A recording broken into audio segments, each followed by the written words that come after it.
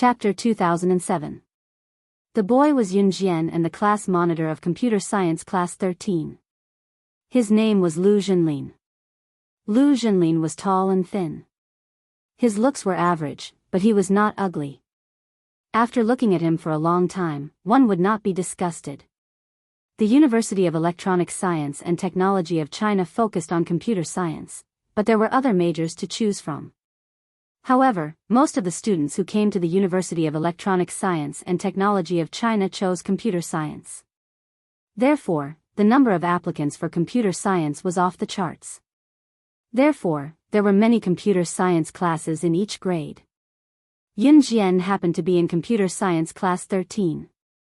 Class activities in the university were managed and organized by the class monitor and the class committee. At this time, some girls in the class were eager to join in after hearing the class monitor, Lu Zhenlin. New student fellowship party? Class monitor, can we bring our friends from other classes to join in?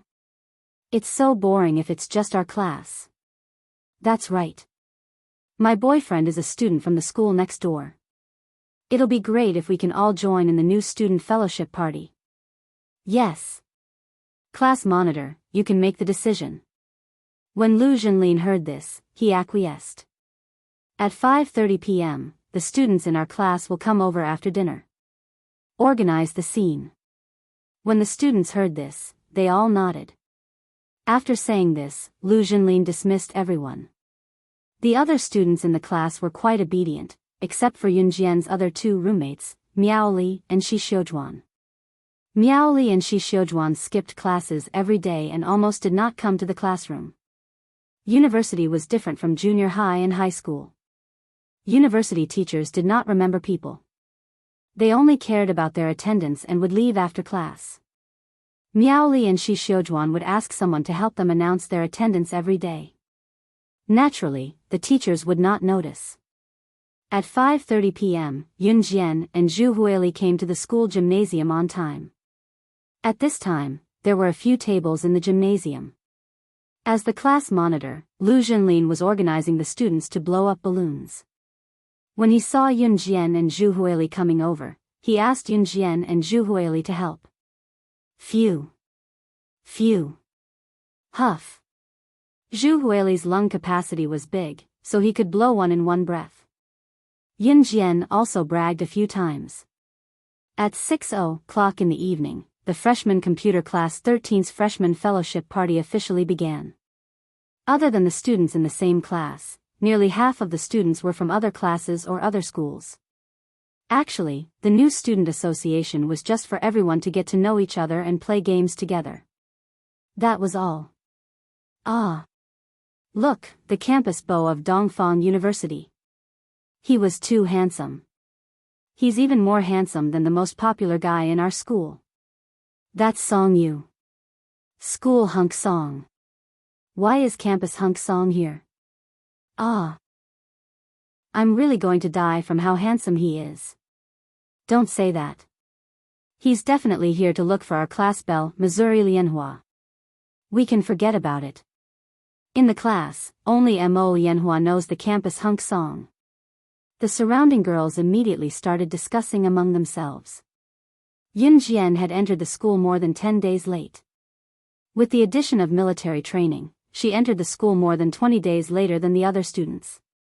The prettiest girl in the class was a girl named Mo Lianhua.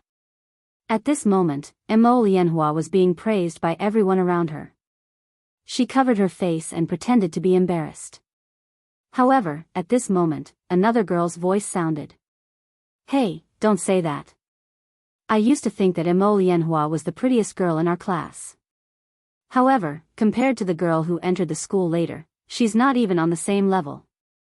If you didn't mention it, I would have forgotten. That's really the case. Someone immediately responded. For a moment, all the public opinion turned to Yun Jian's side. Mo Lianhua, who was pretending to be shy, froze when she heard what the surrounding people said. Yun Jian stood in the corner and blinked slightly. At this moment, Song Yu, who was known as the campus hunk of Dongfang University next door, had already walked through the gate. Song Yu looked around and walked toward Mo Lianhua. Ah, campus hunk Song is really walking toward Mo Lianhua. Mo Lianhua is so lucky. I'm so envious. The surrounding girls screamed again. At this moment, Yun Jian was sitting in the corner, resting with her eyes closed. However, just as Song Yu was about to reach Mo Lianhua, he stopped in his tracks and suddenly asked, "By the way, I heard that there's a girl named Yun Jian in your class. Who is she?" Upon hearing that Song Yu actually asked a question, the girls who knew pointed at Yun Jian and rushed to answer, she. That's her." Yun Jian, who was suddenly called, frowned slightly and opened her eyes. Song Yu was already looking at Yun Jian. When he saw Yun Jian's appearance, Song Yu was shocked. So beautiful. In the afternoon, when he heard that the Martial Arts Club of Jiangxing University of Electronic Science and Technology of China had a new girl as the president, and that the girl even beat up the president of the Green Bull Gang, Song Yu thought that the girl would be burly and stocky. However, he never expected that the girl would be so beautiful. Song Yu was fascinated.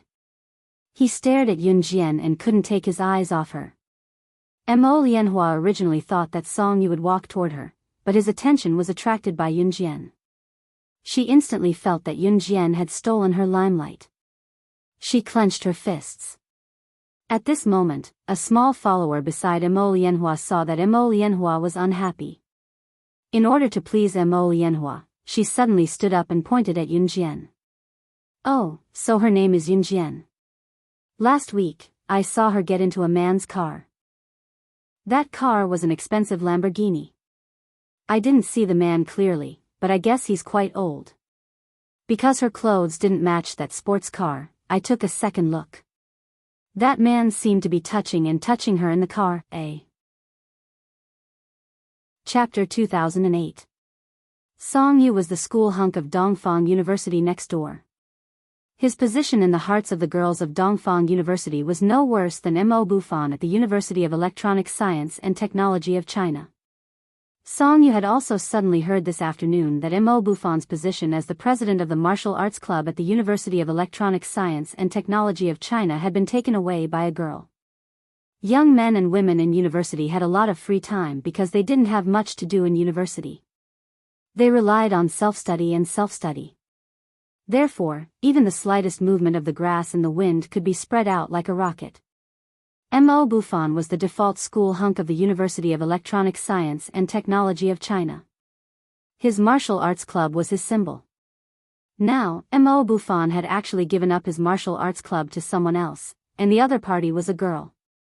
This matter had not only spread throughout the University of Electronic Science and Technology of China, but even the students of the surrounding universities had also heard the news.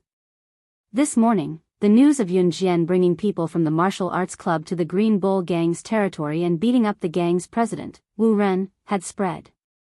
Even more so, a huge wave was swept up. Song Yu's connections extended in all directions. This matter had long been heard of.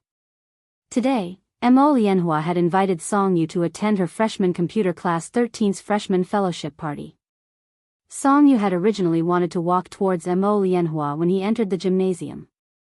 However, he suddenly remembered that the famous new president of the martial arts club, the girl named Yun Jian, was also in freshman computer class 13. Therefore, out of curiosity, he asked. He had thought that Yun Jian was fat and strong, but Song Yu had never expected her to be so beautiful. Mo Lianhua had been the school's campus belle since junior high school. In high school and university, she had always been praised for her beauty. However, just now, her limelight had actually been stolen by this new student from her class. She couldn't accept it. Mo Lianhua was about to speak when the little follower standing next to Mo Lianhua said those words in order to please Mo Lianhua.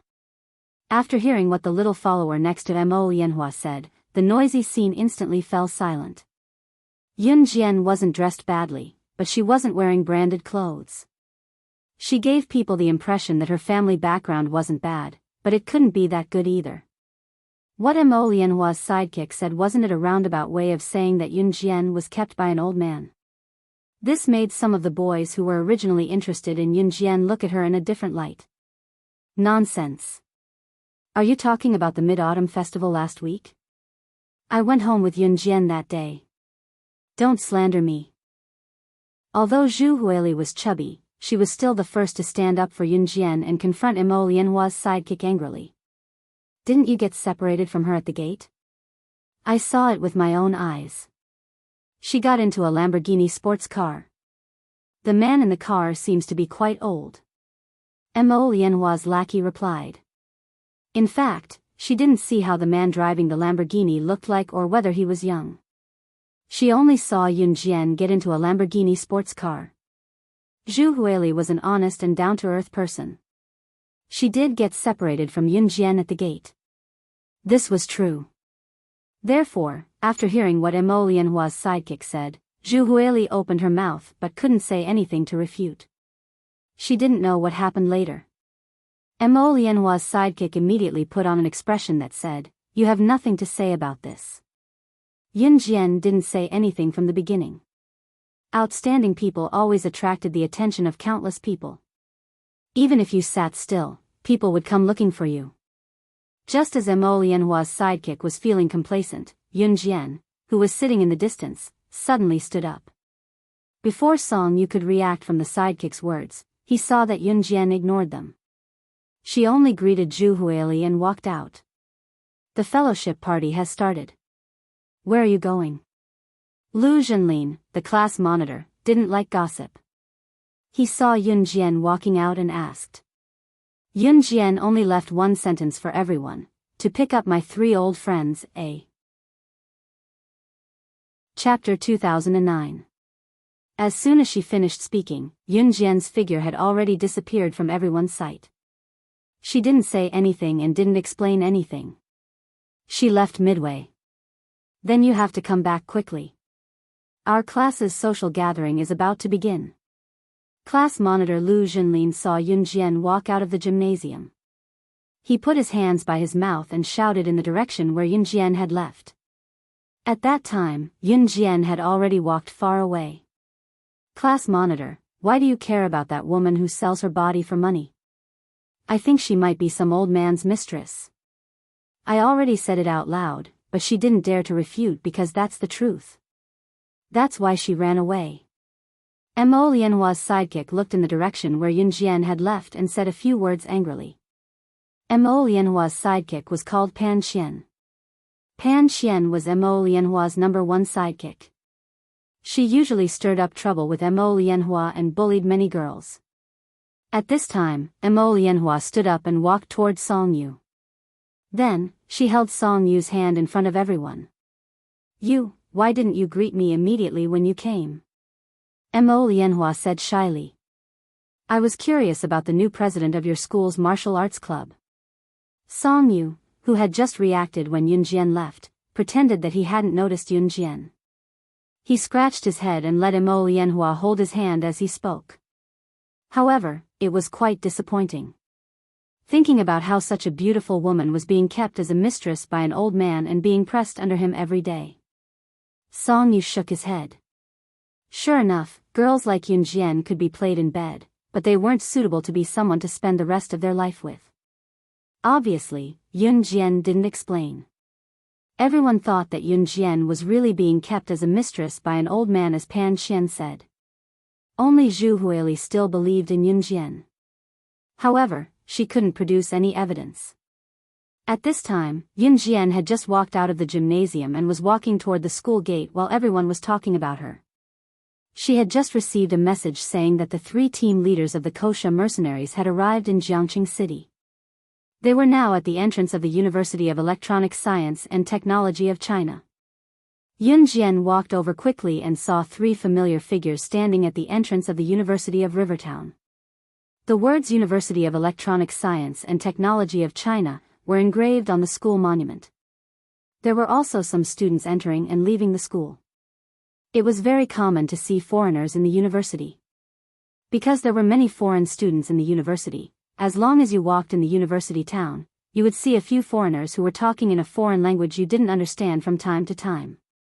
As for the 3 team leaders of the Kosha mercenaries, Diana, Ghost Flame, and Ghost Flame were not as conspicuous.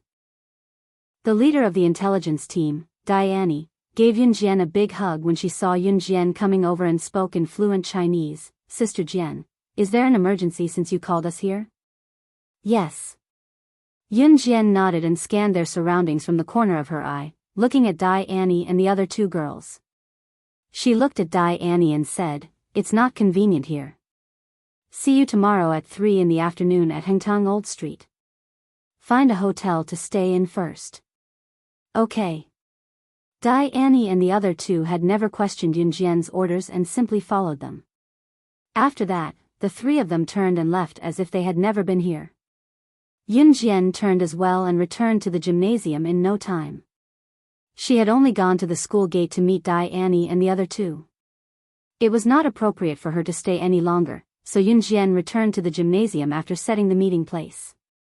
Yunjian was keeping a low profile this time. When she returned to the gymnasium, her classmates had already started playing games and were having a blast. Yunjian went back to her corner discreetly, not planning to participate in the activities. She had more important things to do and more powerful enemies to deal with. She was different from this group of carefree students. However, before she could go back to her seat beside Zhu Huili, Pan Qian, who had said that Yunjian had gotten into an old man's car, saw Yunjian right away and started to stir up trouble in front of everyone. "Look, Yunjian from our class is back.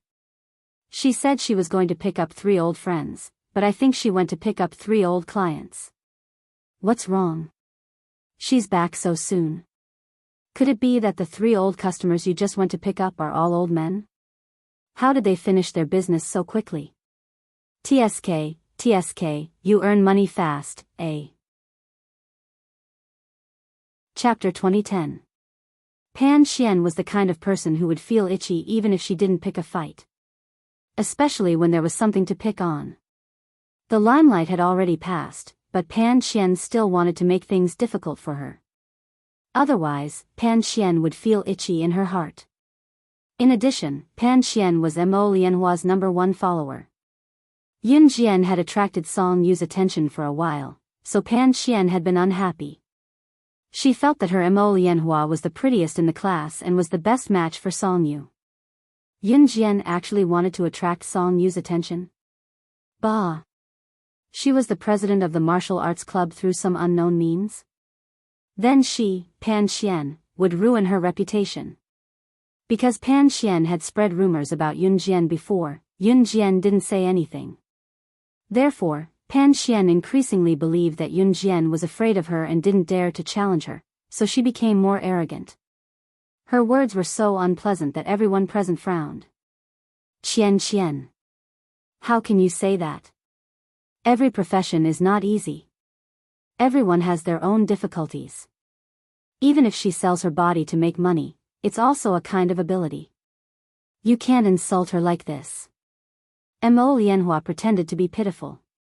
She held Song Yu's hand and shrank towards him as she softly reprimanded Pan Qian. Those who didn't know would really think that Mo Lianhua was speaking up for Yunjian. Sister Lianhua, you're still too kind.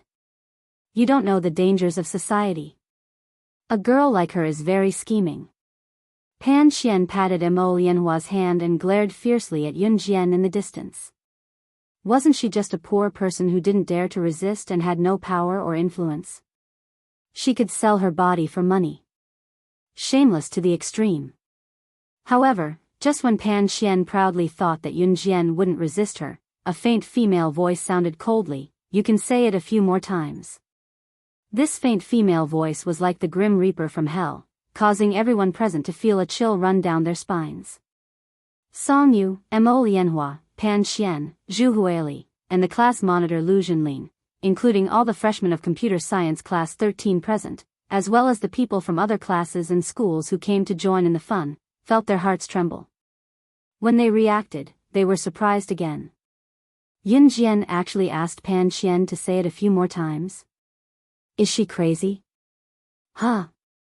You're not really stupid, are you? You actually want me to say it a few more times? Pan Qian was also dumbfounded. Then, she looked at Yunjian with a look of disdain. Could it be that he had hit the nail on the head, and he had said it in front of all the students, so he couldn't accept it and started to talk nonsense? Song Yu had already stopped paying attention to Yun Jian. At this moment, when he heard Yun Jian's words that came out of nowhere, his attention was attracted again. She was really a mysterious girl. Of course, if Pan Xian hadn't mentioned that matter, Song Yu would have definitely abandoned Mo Lianhua and turned to pursue Yun Jian. It didn't matter to Song Yu whether Yun Jian was a virgin or not, because there were plenty of young men and women at her age who would steal the forbidden fruit. Most of the young men and women went there for fun. Song Yu himself had also slept with many girls. But when he heard Pan Xian say that Yun Jian might be a mistress kept by an old man, Song Yu despised it. He was a man, and he was also the campus hunk of Dongfang University. Naturally, it was impossible for him to walk together with a girl who was kept as a mistress. Of course, Song Yu originally thought that at worst, he would secretly sleep with Yun Jian a few times, and his girlfriend would be someone like Mo Lianhua who could be taken out. That would be enough. As for Song Yu, he could dump his girlfriend at any time, so it was fine if she wasn't a virgin. But the woman who would spend the rest of his life with him in the future must be a virgin. This thought was shared by many young men.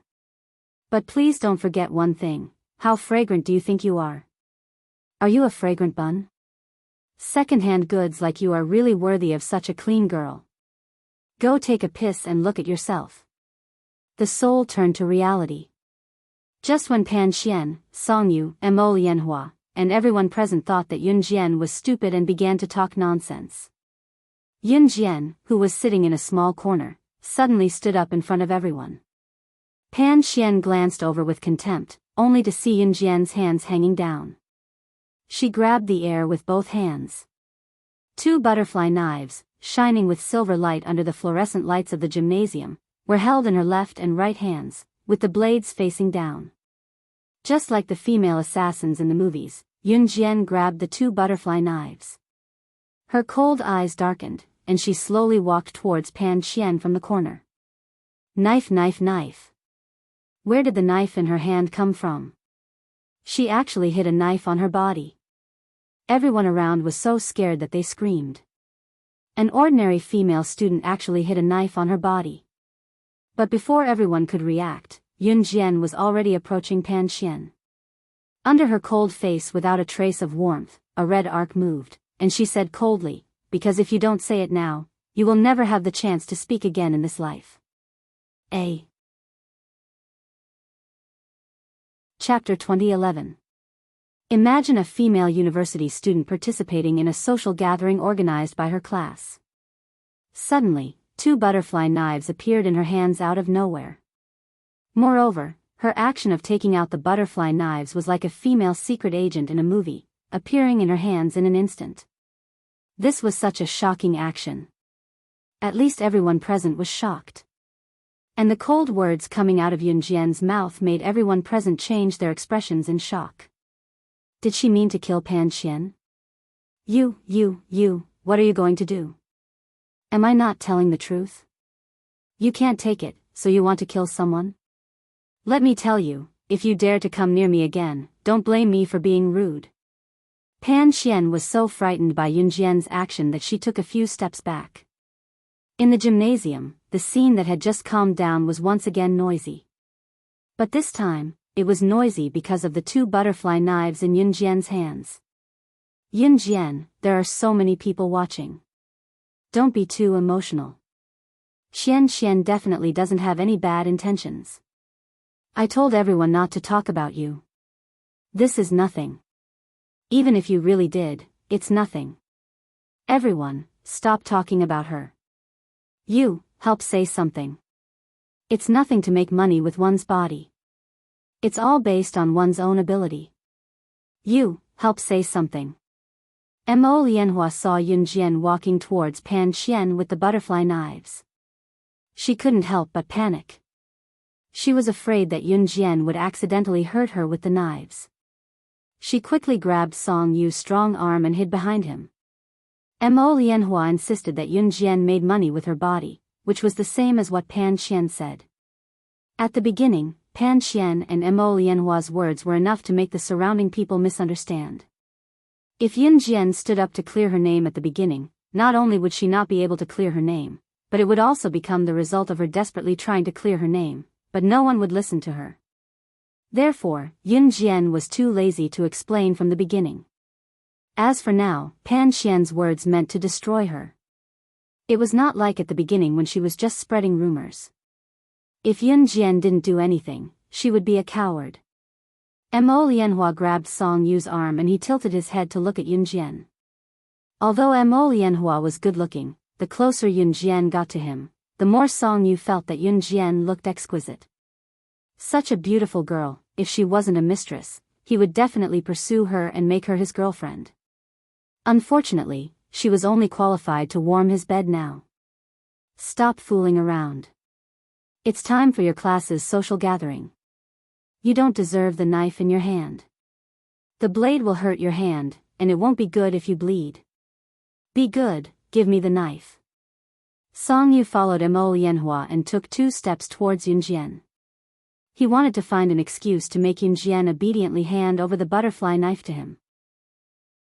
At the same time, he could touch Yun Jian's tender hand. Wow! Campus hunk Song is indeed the #1 campus hunk in Dongfang University. He's so gentle. I'm so jealous. If it were me, I would feel disgusted just by touching a woman who spreads her legs under a man. Exactly. The boys and girls in the gymnasium started chattering. Yun Jian narrowed her eyes. She could see Mo Lianhua and Pan Qian looking at her with smug eyes. Yun Jian. Yun Jian. Look who's here. Just as everyone present thought so, and Mo Lianhua and Pan Qian were looking at Yun Jian with a scheming expression, a male voice came from outside the gymnasium. Everyone present looked towards the door. They saw Mo Bufan leading 6 figures that Yun Jian was familiar with through the door and walking towards her. When she saw the 6 people, Yun Jian's eyes narrowed even more. However, just as Mo Lianhua, Pan Qian, Song Yu, and everyone else present thought that Yun Jian was just putting on an act by holding the butterfly knife, and that she was just a woman who sold her body under a man. Mo Bufan led the 6 of them to Yun Jian. His exclamation was heard in front of everyone, "You're the one who's going to die." Good. Yun Jian, you're not a good brother. You didn't tell us before. I bumped into them at the school gate just now. They said they were looking for you. So I brought them over. I only found out after chatting with them. At first, I thought you were just a high school student who went to military school. I didn't expect you to be the famous Advanced Special Forces soldier from 2 years ago, the killing god of Team Monarch. You were once known as the undefeated legend of the military, eh? Chapter 2012. You're 2F** King Low-Key. It was Mo Bufan who shouted the last word. Mo Bufan had just met the 6 of them at the university entrance.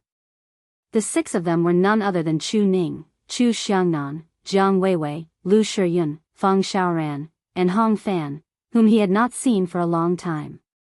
Chu Ning and the other 5 were now in the military academy.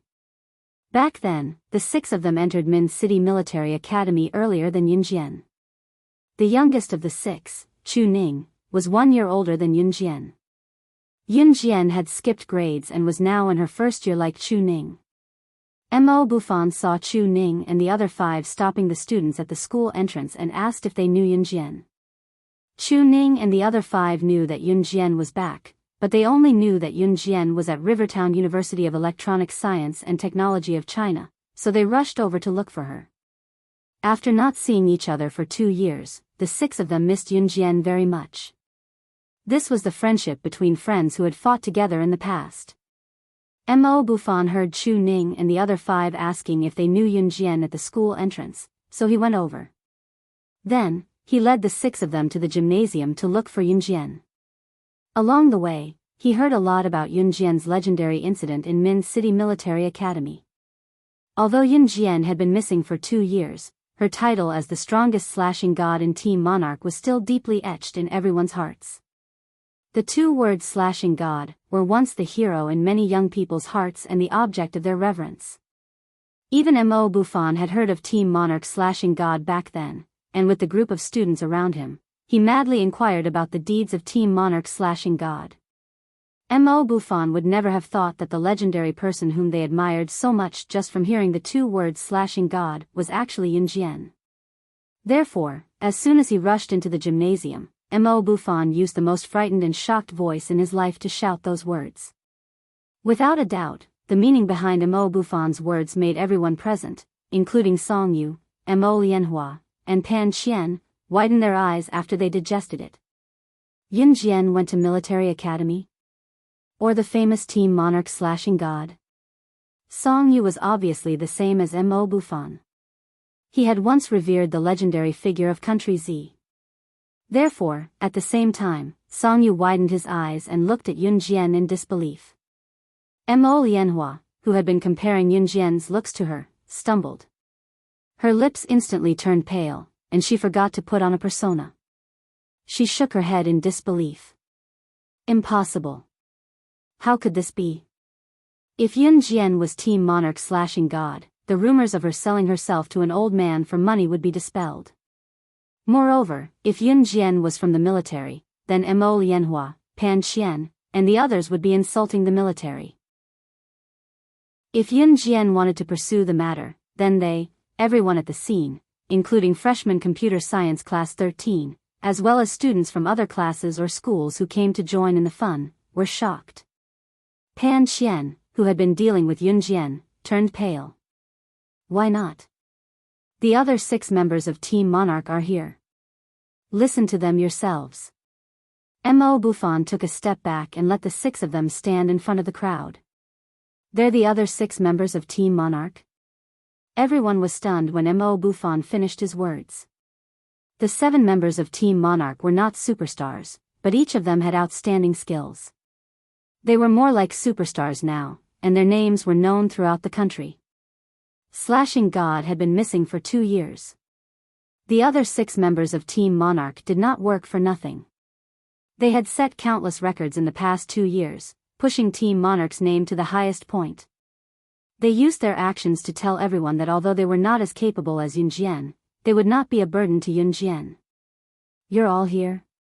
Yunjian narrowed her eyes at Chu Ning and the other 5 who had matured a lot. Her words were simple, just like before. Yes, we heard that you're back. Captain Lu Shiyun said, controlling his emotions.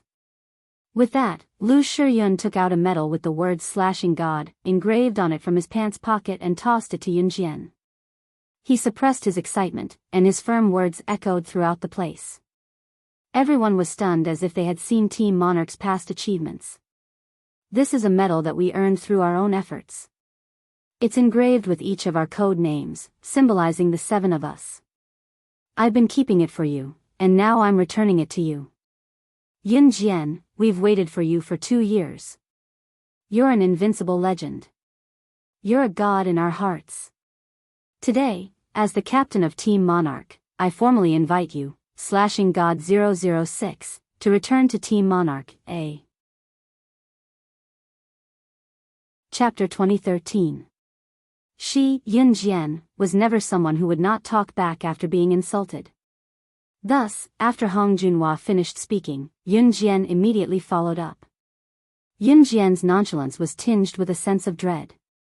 Hong Junhua was stunned. Chinilan and Hong Taishan were also stunned. What do you mean by that? After cursing your own mother, you're now cursing my daughter? Chinilan was eager to protect her daughter. When she heard Yunjian's words, she was furious and immediately slammed the table and stood up. Chinilan was a typical village girl. Even after marrying Hong Taishan, who later became rich, she still had the poverty in her bones. When the people around heard this, an old woman who used to know the deceased Lu Lanhua quickly stood up and said to Chinilan, Hey, what are you doing? Yelling and screaming before Lu Lanhua is buried, you're the unfortunate one. Amitba. Let the bad ones go. Good luck is coming, good luck is coming. The old woman was obviously very superstitious. She clasped her hands together and prayed left and right as she mumbled something. After hearing the old woman's words, Chinilan was still angry. She turned to look at Yunjian and glared at Yunjian. She said to Qin Yiru angrily, daughters are meant to be daughters. Daughters are meant to be taken care of. Your daughter speaks rudely. When she goes out into society in the future, she will suffer a great loss. Those who don't know better will think that your daughter has no parents to raise her. Chinilan was the type of rich madam who fussed over every little thing. There was a shrewish streak in her bones that couldn't be reasoned with. Whenever someone said something she didn't like, she would scold them every time she looked at them. She was a typical commoner. Normally, after saying this, most people would stop talking and not say anything more. At most, they would just turn their heads and ignore each other. However, after Chinilan said this, she didn't care. She was already in her 40s, but she looked like she was going to rain dog blood on Yunjian, who had just turned 18. You're scolding my daughter? You're scolding my daughter. Scold my daughter if you have the ability. What the hell was that? Did he think that he was powerful? Hee hee. At Lu Lanhua's funeral, Yunjian did not want to cause any more trouble. At least, she wanted to save some face for Qin Yiru. Therefore, when Hong Junhua and Chinilan said a few words earlier, she did not directly attack them. She had already given them enough face. Moreover, Yunjian was not a person who could endure silently. She was being bullied like this. If she did not retaliate, then sorry, she could not do it. Ilan, what's going on? A middle-aged woman walked out of the house. She was obviously a close relative of Chinilan's family. When she heard Chinilan's words, she quickly walked over and asked. This middle-aged woman was called Qin Yume. She was the wife of Chinilan's younger brother. Many relatives and friends knew that Chinilan's family was well off. Qin Yume wanted to curry favor with Chinilan, so she would often flatter Chinilan whenever she had the chance. As a matter of fact, Chinilan's scolding stopped after Qin Yume asked her a question. Then, she continued scolding, this woman is scolding my daughter. She's scolding my daughter to death, hee hee. What the hell? Hee hee, she's even scolding my daughter. Chinilan seemed to be angry but had nothing to say. She kept repeating those words. However, just as Chinilan was scolding and shaking her body, Yunjian suddenly interrupted Chinilan's scolding. If you move again, you can die. Everyone was stunned when she said that. Then, Yunjian reached out and grabbed the empty bowl in front of her. Without even looking up, she threw the empty bowl toward Chinilan. That bowl flew toward Chinilan's neck under everyone's gaze. When Chinilan sensed it, she froze. At the same time, she clearly felt the bowl fly past her neck by 0.1 millimeters. Ping pang. The bowl broke into pieces. Everyone looked in that direction. However, after the bowl fell to the ground, one of the broken pieces of the bowl flew up and directly pierced the fatal spot of a mouse that was moving so fast that it was impossible for people to catch it. The bowl slices pierced into the rat's body right in front of everyone's eyes, penetrating deep into the wood and killing the rat on the spot. When Chinilan saw the bowl fly past, she also turned her head to look. When she saw the shrapnel flying into the rat's fatal spot and penetrating deep into its body to kill it, she paled in fright when she heard what Yunjian said just now. Everyone around was stunned. However, at this moment, Yunjian stood up in front of everyone. Her expression changed slightly as she walked toward the rat that had died on the spot. The words that came out of her mouth made Chinilan and everyone else's faces change again. I told you not to move in front of me. So, die, eh? Chapter 2014. Pan Xian thought that it was just an ordinary sports car. However, Pan Xian did not expect the Lamborghini to be, that Lamborghini is a global limited edition? And it's a super sports car that's only sold in the world? Pan Xian's eyes widened in shock as she exclaimed. Everyone around, including Song Yu, Mo Lianhua, and class monitor Lu Junlin, gasped in shock when they heard Chu Ning's words. How much money would it take to afford it? Pan Xian mumbled blankly. Do you think you can afford a limited edition sports car just because you're rich? So many business tycoons have offered sky-high prices to buy a limited edition sports car, but they all returned empty-handed. You're really stupid. Your knowledge is limited to school. How unsophisticated. Chu Ning's mouth was not for show. She had bullied Chu Xiangnan for the past 2 years. When she heard Pan Qian say that Yun Jian was a kept woman, Chu Ning almost rushed over to beat her up. In fact, Yun Jian had already kept her butterfly knife when Mo Bufan, Chu Ning, and the others appeared. After being attacked by Chu Ning for a while, Pan Qian was angry and resentful. However, other than being angry, Pan Qian could not say a word. Her face turned pale and her eyes were wide open. She looked like she was scared to death. All right, don't talk nonsense with such ignorant people. Yun Jian, we haven't seen each other in so long. Let's go out for a gathering. Jiang Weiwei took over Chu Ning's words and said to Yun Jian. The 7 members of Team Monarch were now a team and had great chemistry. Yun Jian nodded. She put one hand in her trouser pocket and walked lazily to the entrance of the gym. Just as she reached the entrance, Yun Jian turned around and looked at the dumbfounded class monitor Lu Zhenlin. She said, I'll take a leave of absence. I won't be joining the gathering. With that, Yun Jian turned around and faced Song Yu and the others with her back. She reached out her other hand that was not in her trouser pocket and waved at Chu Ning and the others. The 7 of them then walked out of the door. Yun Jian did not wait for class monitor Lu Zhenlin's permission. Yun Jian had always done things her own way, and no one could stop her. Pan Qian heaved a sigh of relief when Yun Jian's figure disappeared before everyone's eyes. Then, she stared at the place where Yun Jian disappeared and said fiercely, What's so great about having a rich boyfriend? Even if you have a rich boyfriend, your boyfriend will definitely be short, fat, ugly, short and fat. Why are you so cocky? Pan Qian suddenly shouted in the direction where Yun Jian had left. Just like Brother Kai from the University of Electronic Science and Technology of China. His family was so rich that he could give girls gold necklaces and silver rings, but he was still an ugly man. God, everything is fair. Pan Qian thought that Yun Jian's man was also an ugly man. Moreover, he was very fat and ugly. This kind of man was rich. Most of his money came from his family. Since he was young, he had raised himself to be fair and plump. He was so fat that one could not bear to look at him directly. And he especially liked to steal women.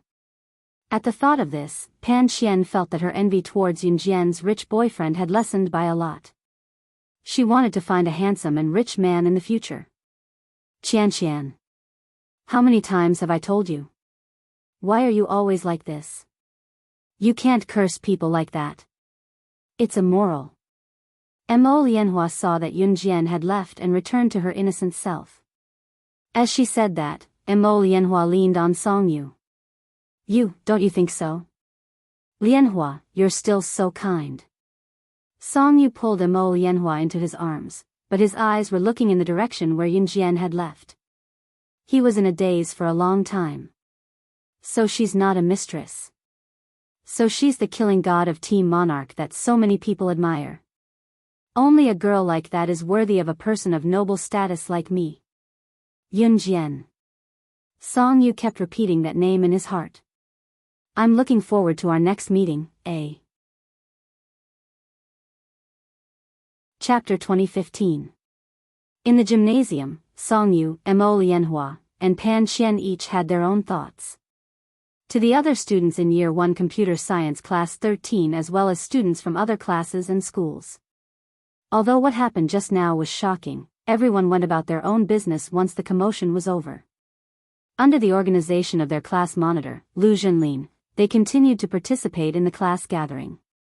It was undeniable that their class monitor, Lu Zhenlin, was very good at organizing. Soon, the atmosphere of the event reached its peak again. What happened just now was like a farce that was quickly forgotten by everyone. Of course, after Yun Jian left, Zhu Huili was not alone. There were still many friendly girls in the class, except for a few who made others speechless. In short, other than Yun Jian, Zhu Huili made many friends as well. University girls were generally more normal and friendly. This was especially true for freshmen who had just enrolled. Everyone was in an unfamiliar environment and had no friends, so they would be very friendly to everyone in the class. It was only when they got along for a long time and had established friends that they would reveal their true nature. This was a person's instinct to protect themselves in an unfamiliar environment. Of course, the existence of girls like Mo Lianhua and Pan Qian could not be excluded. On the other hand, Yun Jian, Chu Ning, and the other 5 had arrived at a street of stalls near the University of Electronic Science and Technology of China. When they were in Min City Military Academy, Yun Jian would also go to the stalls and restaurants along the road with Chu Ning and the other 5. Although it was cool at night, walking along the bustling street where the breeze blew gently, choosing a stall with good food to sit down, and ordering a few meals to savor was a very ordinary but happy thing. The stalls were not exactly clean, but Yun Jian was only after this warm feeling. The 7 of them came to a handmade noodle shop on the street. Yun Jian ordered pickled vegetables and shredded pork noodles, while Chu Ning and the other 5 had ordered their favorite noodles. They were currently sitting on the temporary stalls and waiting for their turn. Yun Jian, do you know you scared me to death? You went missing from the hunting school for 2 years straight away. I almost thought you were, I don't care. I'll treat you this time. Next time, you have to treat me 3 or 4 times. Don't forget. Chu Ning tapped her clean chopsticks against the small bowl that she was planning to use to fill her noodles. Although Chu Ning's words sounded like she was trying to trick Yun Jian into giving her a treat, Yun Jian knew that she was just worried about her. Giving her a treat was just a lame excuse. Okay, I won't forget. Yun Jian looked at Chu Ning's beautiful face that was obviously relieved and smiled. Alright, isn't Yun Jian back already? Chopsticks are for eating, not for knocking. If you knock like this, all the bacteria that you can't see will go into the bowl. Give me the chopsticks. Compared to 2 years ago, Chu Xiangnan was much calmer. He snatched the chopsticks from Chu Ning's hand and gave her a few instructions. It's none of your business. Chu Ning pursed her lips, looking like she did not mean what she said. These 2 are dating. Yun Jian, don't bother about them. Right, how have you been these 2 years? Jiang Weiwei interrupted Chu Ning and Chu Xiangnan's conversation and asked Yun Jian. Hearing that Chu Ning and Chu Xiangnan were dating, Yun Jian smiled but was not too surprised. After all, she could tell 2 years ago that Chu Ning and Chu Xiangnan were quite compatible. On second thought, however, Jiang Weiwei was asking about her recent situation in the past 2 years. She had been staying in the Celestial Spring with CE for the past 2 years, 666 days, not a day less. Similarly, during the 666 days in the Celestial Spring, CE had not missed a single day of the embarrassing things he did to her. Once she thought about the 666 days and nights she spent in the Holy Spring, her cheeks flushed and the tips of her ears burned. She tried her best to look calm as she answered, I'm sorry, but I'm sorry, but I'm sorry. I've been living well these 2 years. Chapter 2016. My Yun Jian is amazing. How can she not be doing well? But Yun Jian, why is your face so red? Are you having a fever? Chu Ning asked when she caught a glimpse of the redness on both sides of Yun Jian's cheeks. Just like 2 years ago, Yun Jian's hair was tied up in a high ponytail and she was in high spirits. Since her rebirth, Yun Jian's ponytail had never been cut short. Yun Jian liked this style too. Her hair falling down affected her peripheral vision and alerted her surroundings. Her high ponytail tied her hair up high and her long hair flowed freely, giving her a relaxed and joyful feeling. However, there was one downside. Once her face flushed, there was no loose hair to cover the redness. Even her ears were exposed and her expression could be seen clearly. It's normal for a young lady to react this way. The stove at my house that cooks handmade noodles gives off a lot of heat. We're usually flushed when we come out of the kitchen. It's probably affected outside too. The restaurant owner came over with 2 bowls of piping hot pickled vegetables and shredded pork noodles that had just come out of the pot. He explained after hearing Chu Ning's words. As he spoke, he placed the 2 bowls of noodles on the table. These 2 bowls are pickled vegetables and shredded pork noodles. There are 5 bowls of other noodles. I'll serve all of you right away. The restaurant owner smiled and went to the kitchen as he spoke. With that, Yun Jian successfully concealed the truth of her blush. Oh, I see. Chu Ning nodded, looking like a great detective. The 7 people's noodles were served one after another. It was an ordinary supper, but everyone was having a great time eating it. Along the way, he also talked about the scene when the 7 of them first met each other, as if it was only yesterday and still vivid in their minds. Yun Jian, I still remember when you first came in, I kept picking on you and even made things difficult for you. You're so generous. If it were other girls, they'd probably be my nemesis for life. Jiang Weiwei could not help feeling guilty when she mentioned how she had picked on Yun Jian back then. You still know that you're bad. I thought you didn't know. At that time, I really wanted to ignore you for the rest of my life. You're so arrogant. Chu Ning was filled with anger whenever she mentioned Jiang Weiwei.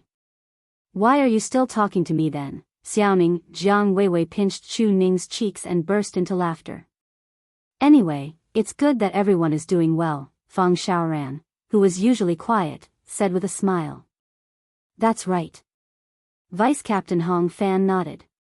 The 7 members of Team Monarch had been through a lot to get to where they were today. Their future was not over yet. The starting point of a king has just begun. After eating supper and walking around for a while, Chu Ning and the others found a hotel to stay in and returned home the next day. Although Chu Ning and the others were disappointed that Yun Jian did not plan to continue studying in the military academy, they still respected Yun Jian's choice. At the same time, Chu Ning and the others also invited Yun Jian to visit their university's military academy when she was free. The military academy in the university was completely different from the Min City Military Academy in high school. Yun Jian agreed. Chu Ning and the others rushed back to school early the next morning. Of course, they were faced with the punishment for skipping class. Yun Jian arrived at Hengtong Old Street at 3:00 in the afternoon on time to meet Dai Ani and the other 2. However, before Dai Ani and the other 2 could see her, Yun Jian saw a few figures that she did not want to see. Hengtong Old Street was near the university town and was a popular place for couples and friends of the opposite sex to meet. Besides, the environment was good and there were green trees all around. Hengtong Old Street, as the name suggested, was an ancient street. Walking on Hengtong Old Street made one feel as if they had returned to the old streets when they were young. Some of the old streets were built in the 30s and 40s of the last century and had a very antique vibe. There was a constant stream of people coming and going in the food street of the old street every day. Of course, the place where Yun Jian met Dai Ani and the other 2 was not in a crowded place. Instead, it was in a small pond pavilion on Hengtong Old Street. However, to get to the almost empty pond pavilion, one had to pass through the bustling old street. As a matter of fact, Yun Jian saw 3 people that she did not want to see: Song Yu, Mo Lianhua, and Pan Qian. Look at the 3 of them. They came together as a group of young men and women. The group of young men and women were generally good-looking and beautiful. They must have come out to shop during the day. Chapter 2017. With just one look, she could tell that the car's specifications were low. And she even listed out all the specifications of the car, just like the salesperson who sold the car. Everyone around them was stunned. Even Chenilan's sister-in-law, Chen Yumei, widened her eyes in shock. It was obvious that she was shocked. Hey, whose daughter is this little girl? You really do sound like you know how to do it. A woman sitting at another table couldn't help but mutter as she held a baby with a pacifier. That's right. The last time my family went to a car dealership, we were thinking of buying a car to go home. This little girl's words matched the salesperson's words. Just the numbers of the car's speed and horsepower are different. She's really professional. A middle-aged man with a crew cut stroked his bald head, which only had a little black hair left, and joked with a laugh. Then, everyone around them praised her. After everyone recovered from their shock, they began to discuss who Yunjian's daughter was. After all, they were all distant relatives and usually wouldn't meet. Some of the younger generation would only gather together when something big happened when they were in their teens. However, under normal circumstances, when something big happened, everyone would sit around the table and have a meal. Most of the time, they would chat with their close relatives. Usually, at this time, you could only see the faces of your distant relatives. Some of them might be familiar, but you wouldn't know which one of your distant relatives she was or what the relationship between them was like. But for someone like Yunjian, who stood out a little and had nothing to do, the relatives who were chatting casually would turn their attention to her. Therefore, after the two people finished talking, the group of people around them started to ask about Yunjian. Which family's daughter is this? Listening to what she said, she's quite capable. She'll definitely have a bright future, someone asked. This is the daughter of Yungang and his ex-wife, someone answered. The little girl is so eloquent at such a young age. She'll be very eloquent in the future.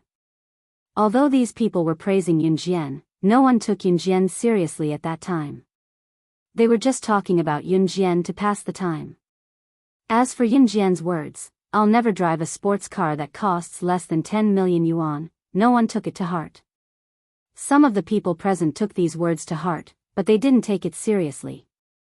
This person was Chenilan. No one was more shocked than Chenilan when she heard what Yunjian said just now. It was because what Yunjian said was exactly the same as the car specifications and configuration that the salesperson had listed when her family went to the car shop to buy a car. Even the numbers were exactly the same. Therefore, when she heard Yunjian's words, Chenilan's eyelids twitched fiercely. After being stunned, Chenilan was unconvinced. Yunjian said, "I'll never drive a sports car that costs less than 10 million yuan. You don't drive a sports car that costs less than 10 million yuan. What do you drive? Tricycle? A tractor? Are you trying to use a tricycle and tractor to see who's faster than my sports car?" Chenilan blocked Yunjian directly, stopping Yunjian, who was about to leave, from moving forward. She stood where she was, refusing to give way. Yunjian was going to retrieve her car and return to Longmen City to complete what Qin Yiro had asked her to do, but Chenilan blocked her way. "Move!" Yunjian's indifferent voice rang with a sense of dread that made one's heart clench tightly. Chenilan was not afraid, however. She stood in Yunjian's way. "You scolded my daughter just now, saying that our car's specifications are low. How can you be like this? You even asked me to move aside, huh? Move aside? Apologize to me first before you leave. Ha, I've never met someone like you, learning to scold people at such a young age." Just as she said that, Yunjian extended her right leg and kicked Chenilan to the ground, rolling away from the spot in front of her.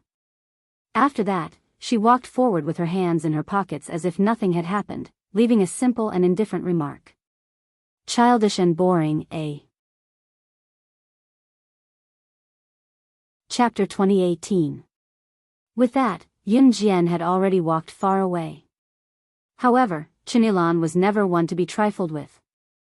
After she stood up after being kicked to the ground by Yunjian, although she felt a slight pain, this slight pain was like a great humiliation in Chenilan's eyes. Earlier, when Yunjian used words to refute Chenilan's daughter, Hong Junhua, Chenilan exaggerated it and repeated it over 100 times, as if she was afraid that others did not know about Yunjian's evil deeds. Now that she stood up after being kicked, Chenilan felt even more humiliated. Her husband, Hong Taishan, had started a plastic processing factory a few years ago and made a fortune. After the family moved to a big city, which of these relatives and friends did not follow her family's lead? Just like her sister-in-law, Chen Yumei, they flattered Chenilan to a whole new level. This almost made Chenilan feel that these damned relatives from the countryside could only be the green leaves of a fresh flower like her. Therefore, when she first returned to Xinjiang town, Chenilan felt like she had returned to her hometown in glory. However, who would have thought that she would be stuck with Yunjian and Qin Yiru? Chenilan, who had climbed up pathetically from the ground, was about to rush in the direction Yunjian had left. A slender hand grabbed Chenilan's wrist. Chinilan could not move and also stopped chasing after Yun Jian like a crazy woman. However, she saw her brother, Yun Yi, standing beside Chinilan. His hand was strong as he used his slender hand to grab Chinilan's wrist. The strength of his grip caused Chinilan's face to turn red from the pain. Then, Yun Yi's cold gaze swept across her. The voice that came from his throat made Chinilan tremble violently. "If you dare to spout nonsense to my sister again, I'll cripple you." Yun Yi's words, coupled with his tall and slender figure, frightened Chinilan so much that her legs gave out. She really didn't have the courage to chase after him and pick a fight with Yun Jian. At the same time, Yun Jian was already driving her red Ferrari on the road from Xinjiang town to Longmen City at high speed. When she came to Longmen City, she bought about a dozen bass and had the fish seller tie them in plastic bags before driving back to Xinjiang town. On the way, Yun Jian took a detour back to Xinjiang town and brought Qing Yu along with her when she went to her house. Her brother, Yun Yi, was currently grieving. Yun Jian brought Qing Yu back with her just to keep her company by Yun Yi's side. Even if Qing Yu stayed by Yun Yi's side and did not say anything, it was enough to soothe Yun Yi's anguish. Chinilan did not understand Yun Yi's feelings, just like how Yun Yi did not understand her lamenting about the past. Being stopped by Yun Yi, Chinilan could feel Yun Yi's murderous gaze. Perhaps it was because Yun Yi was a guy, but in front of a typical woman like Chinilan who thought that guys were better than girls, she felt that guys were bolder. Therefore, Chinilan dared not pursue Yun Jian for revenge. However, she was displeased and it was impossible for Chinilan to not find fault with Yun Jian because of this. Yun Yi could control her actions but she could not control her mouth. Therefore, Chinilan described Yun Jian as shameless in front of the group of women and old ladies. "Oh my! I've never seen such a shameless girl. She's a student but she's living like a socialite. She's just like those girls in nightclubs who have no self-respect and self-respect." Chinilan was spreading rumors about Yun Jian in front of the group. She even waved her hand as she spoke, as if Yun Jian was really such a person. One must know that unmarried girls in the countryside valued their reputation the most. What Chinilan said was equivalent to trampling on Yun Jian's reputation. Perhaps it was because Chinilan's family was rich, the people around them listened to her without a doubt. Even when Qin Yiru interrupted to say, "My Xiao Jian isn't such a person," no one paid any attention to her. That kind of girl. Not only do she go to bars and nightclubs, she likes to brag too. Didn't she say that she never drives a cheap sports car that's less than 10 million? Does she? Does she? She doesn't. Screech. While Chinilan was speaking, a fiery red Ferrari flagship limited edition supercar drifted at a high speed, braked not far from the crowd, and stopped. The car door opened and a girl who was dressed neatly got out of the driver's seat. She was so beautiful that no one could take their eyes off her. The girl's appearance halted Chinilan's words.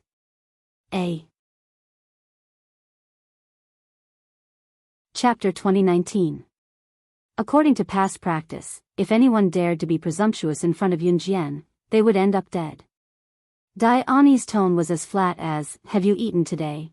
but it sent shivers down Pan Qian, Mo Lianhua, Song Yu, and the others' spines. Gun, gun. Gun, gun. Is this a real gun or a fake gun? Pan Qian was stuttering, shaking violently. She was obviously spooked by Dai Ani's action of taking out a gun. This must be King fake gun. I've seen a real gun before. It's really heavy. This foreign woman is scaring you. Say, Qian, how do you know this beauty? Aren't you going to introduce her? The boy who asked Pan Qian if she knew Yun Jian spoke confidently, even sizing up Yun Jian as he spoke.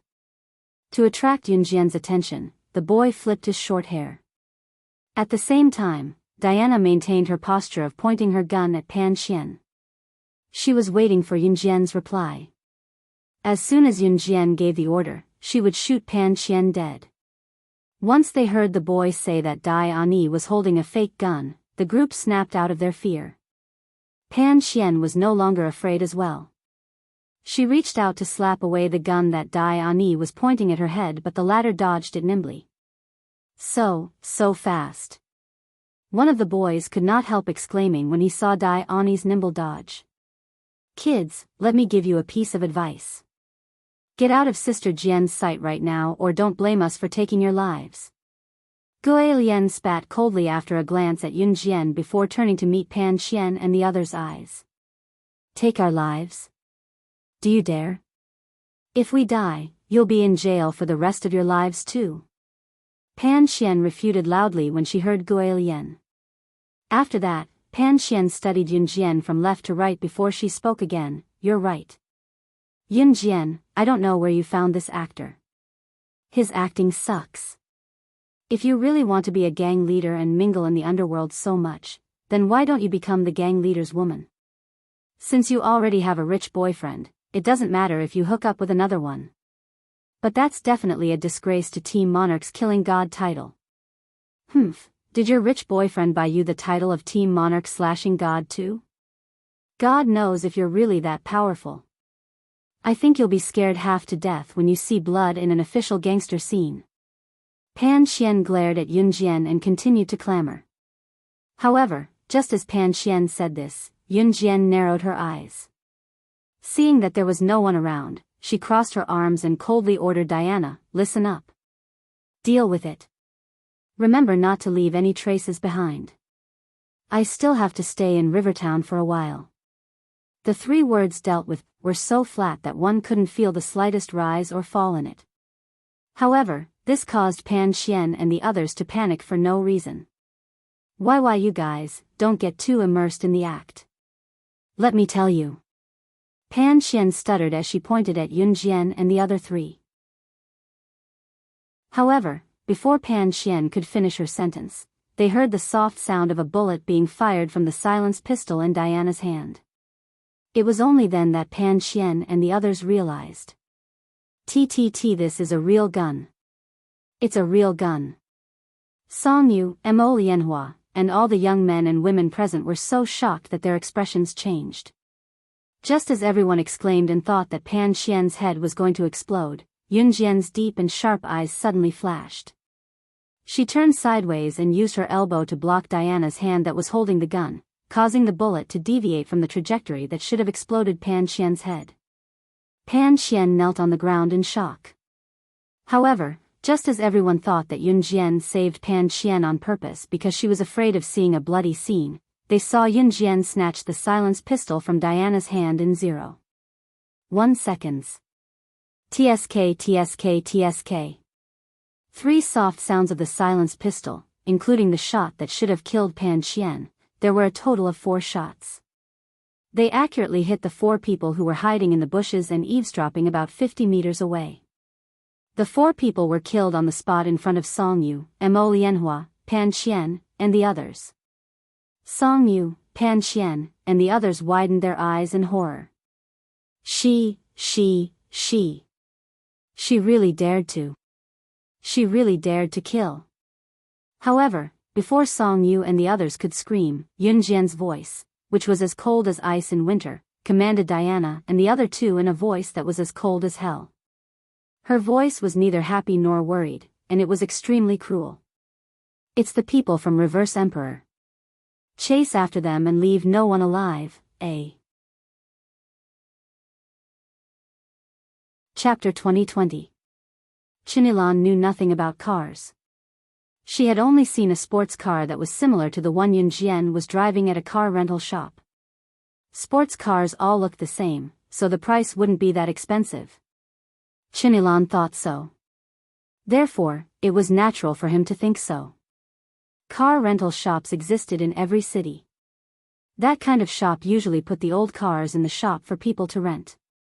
For example, if you didn't have a car at home and needed a car today, you didn't need to buy a car to go home. At this time, you could just go to the car rental shop and rent a car to go home. The rental fee was also calculated by the daily fee. For example, if the rental car was an expensive sports car, the fee would naturally be higher than the car rental. If it was an ordinary car in 2002, it would only cost 80 to 90 yuan a day. Yun Jian's words just now caused an uproar in the hearts of the people present. Ferrari LaFerrari's flagship limited edition sports car. Most of the people present were from the countryside, so they didn't know much about it. But Yun Jian said that there were only 3 cars in the world, and the lowest price was 50 million yuan. Everyone present heard it clearly. You only sold 3 cars in the world. This came from a slightly knowledgeable middle-aged man. 50 million. This. An old woman heard this, rolled her eyes, and stammered. She was so scared that her whole body trembled for a long time, and she didn't react for a long time. 50 million. Not to mention 50 million, even if it was 500,000 yuan, it was still an absolutely shocking and astonishing astronomical number. As for Chinilan, when she heard Yun Jian's words, she had already rolled her eyes. Her whole body was muddled, and it was obvious that she was scared badly. This car was worth 50 million yuan? To be honest, Chinilan really didn't know much about cars. She was also a woman from the countryside, and was lucky enough to meet her husband, Hong Taishan, who was originally from the city. When Chinilan and Hong Taishan got married, it was considered that she married into a higher social class. Who in her village didn't envy her? Later, Hong Taishan set up a plastic processing factory and made some money back. He took a risk and expanded his investment in the plastic processing factory. There were dangers, but in the end, he made back all his capital. After making a fortune, the whole family moved to the big city to live. Chinilan also lived the life of a rich lady that others envied. However, if Chinilan followed him to live in the big city, she would be purely a housewife who knew nothing. When she said that Yun Jian's car was similar to the sports car she had seen before, Chinilan felt guilty. Because the sports car she saw was similar to Yun Jian's car, but it was much inferior to Yun Jian's car in terms of appearance. Now that she heard Yun Jian's words, Chinilan instantly felt like she had shot herself in the foot. Her expression changed drastically, and she looked so embarrassed that she couldn't bear to look straight at her. I've never seen a 50 million supercar before. Who knows if you're bragging or not? Chinilan said sourly. I didn't buy this car for 50 million. 50 million is the lowest price. I bought it at an auction for 300 million renminbi. Yun Jian said bluntly after Chinilan finished speaking with a cold smile. Since Chinilan wanted to compete, then she would play with her. It was a reward for Chinilan slandering her in front of those women. Unsurprisingly, Chinilan's face turned even paler after hearing this. However, it wasn't over yet. When Chinilan's face turned pale, Chinilan's husband, Hong Taishan, lowered his eyes and suddenly recalled what his brother said. This is indeed a Ferrari LaFerrari's flagship limited edition supercar. But isn't this one of the 3 supercars that were sold at sky-high prices at the largest international auction house a few years ago?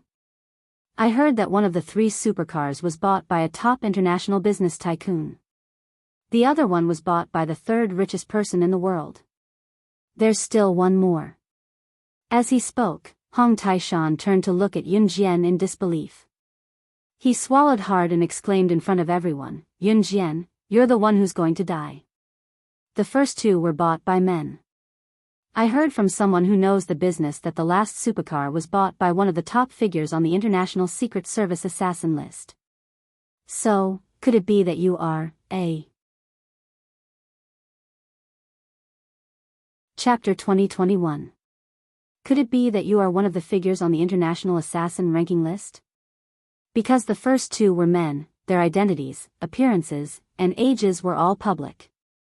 Everyone knew their background. Only the figure on the International Assassin ranking list is extremely mysterious. Rumor has it that the Ferrari LaFerrari sports car that the man bought was already reserved. When the first and second Ferrari LaFerrari were put up for auction, the highest bid was 500 million. But only the 3rd Ferrari LaFerrari was bid at 300 million, because no one dared to challenge the figure on the International Assassin ranking list. Otherwise, they wouldn't even know how they died. In that case, you are, Hong Taishan looked at Yun Jian with a panicked and helpless expression in front of everyone. His face suddenly changed, as if he had seen the Grim Reaper. He was so scared that his face turned pale, and his lips and teeth trembled. International Assassin Ranking List? What's that? Yeah, Taishan. What's that? We have never heard of it. The surrounding old women all blinked when they heard Hong Taishan's words, indicating that they didn't understand. That was not strange. For these old women and women who lived in the countryside, their favorite thing to do was to gossip about other people's business. But most of the gossip was about who had an affair, whose child was admitted to a key high school, and whose child was so powerful. Or whose child was admitted to a university, but after coming out to work, there was no place for him to work. In the end, he could only do odd jobs. How pitiful. Some were complaining, some were gloating, and some were sympathetic.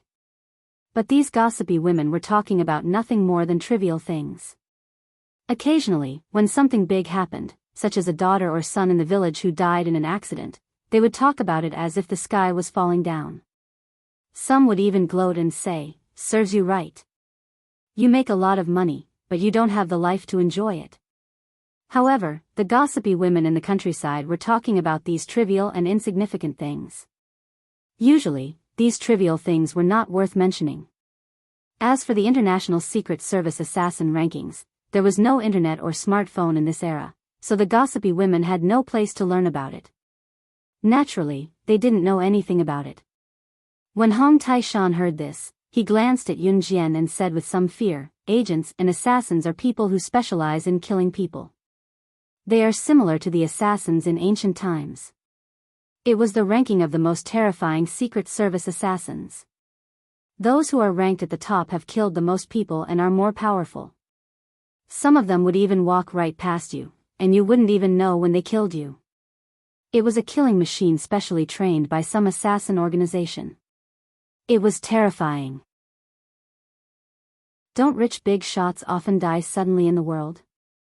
Many of them didn't die of their own accord. They were assassinated. Every word that Hong Taishan said was explained to the people around him in great detail. It could be seen that Hong Taishan was a very meticulous person. Not to mention that Hong Taishan also liked to show off. Just by looking at Hong Taishan's meticulous manner, it was not surprising that he could develop a small plastic processing factory to its current state and become the key to his family's fortune. When the old women and women around them heard Hong Taishan's words, they even nodded with an "oh," looking very frightened. Chenilan's expression changed again and again. She knew that her husband Hong Taishan would not speak carelessly. However, just as Chenilan's expression changed again and again, and the people around them were looking at the scene in front of them, obviously frightened, Yun Jian's words suddenly came faintly. This group of people who were listening to a ghost story suddenly saw a person pretending to be a ghost. Similarly, their hearts were fiercely touched. "Have you said enough, eh?" Chapter 2022.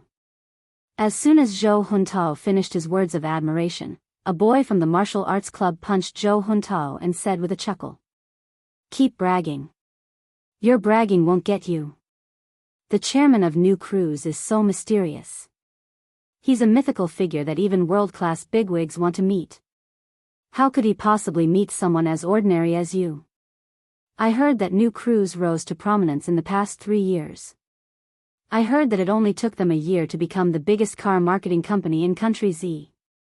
Then, it took them another 2 years to step onto the international stage.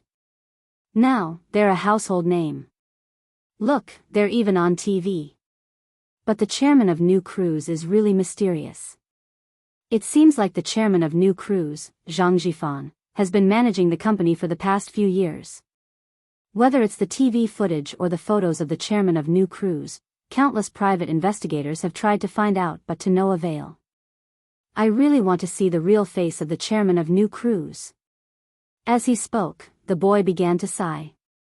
To them, although they felt that they would never be able to meet the chairman of New Cruise in their lifetime, they still wanted to know what the chairman of New Cruise looked like, be it height, or weight. As they entered the year 2000, color TVs and cars were becoming more and more common. In this era, Country Z's economy was rising at a speed faster than a rocket. The people's standard of living had also undergone a drastic change to the point where foreigners were amazed. Therefore, it was not surprising that there were color TVs at this time. We want to see it too. That's right. I wonder when we can see the real face of the chairman of New Cruise. I'm so King excited. The members of the martial arts club woke up early for their morning practice. As long as there were no classes in the morning or afternoon, they would obediently head to the club's training ground to train. After a month, everyone's collective strength had improved by quite a bit. Everyone's admiration for Yunjian grew as well. At the same time, everyone was surrounding Yunjian as they walked back to school. No one noticed the slight glint in Yunjian's eyes when New Cruise was mentioned. On the way back to the dormitory, Yunjian parted ways with the members of the martial arts club. Unexpectedly, just as she reached the dormitory, Yunjian bumped into Gu Nianji, who had come to Jiangqing to play with Yunjian. Ah! Yunjian and Qingyu had been abducted. I'm the only one left, how pitiful. Gu Nianji rushed up and hugged Yunjian, pointing out that Qingyu had been abducted by Yun Yi in exasperation. Because her roommates were in the dormitory, Gu Nianji didn't want to go up, so she dragged Yunjian to go shopping. She even criticized Qingyu for being unkind while they were shopping. As they strolled around, Gu Nianji forgot about Qingyu's betrayal and dragged Yunjian to the store to pick out clothes for Yunjian to try. Gu Nian picked a miniskirt for Yunjian once she thought about it. Seeing how excited Gu Nianji was, Yunjian gave it a try. Just as she tried on the short skirt, Yunjian suddenly realized that she couldn't pull up the chain in this kind of waist-tight skirt. In spite of it, Yunjian did not think too much about it. She had been eating well for the past month, feasting on meat and fish every day. It was normal for her to gain weight. Hence, Yunjian changed back into her own clothes and walked out of the fitting room. Sister Jian, you're good. Why didn't you change into it? I think this dress suits you very well. You'll look beautiful in it. Gu Nianji asked in confusion. I can't wear it, it's too small. Yunjian passed the skirt to the attendant. Huh? Too small? That's impossible. Sister Jian, you're so skinny, how can you not wear it? Gu Nianji came over to ask. As she spoke, Gu Nianji took the skirt from the attendant and circled it around Yunjian's waist to try it out. Just as she did so, her hand touched Yunjian's stomach. She looked up abruptly, her eyes glinting as she asked in surprise, really? Sister Jian, your stomach is much rounder now. It doesn't feel like it's extra fat. You're not pregnant, are you, eh? Chapter 2023. Looking at the tombstone covering the grave and sealing it, Yunjian felt a sense of desolation. She sighed for Lu Lanhua's life. Perhaps, this was Lu Lanhua's life. She had spent her life protecting her children and grandchildren, favoring boys over girls. She had hoped that one day, her son or grandson would become rich and bring her away from Xinjiang town to enjoy life. She had lived in Xinjiang town since she was born and had placed all her hopes on her son. She had never thought that as a woman, she would have to rely on her own two hands to make a career for herself in this lawful society. This was Lu Lanhua's tragic life. Her failure was because she did not have her own opinions when she was young. Women should strive for self-improvement. A person could only succeed if they set their dreams and hopes as their life goal. If they did not even give themselves some hope and dreams, then what was the difference between their life and Lu Lanhua's? Or perhaps, many people would feel this way.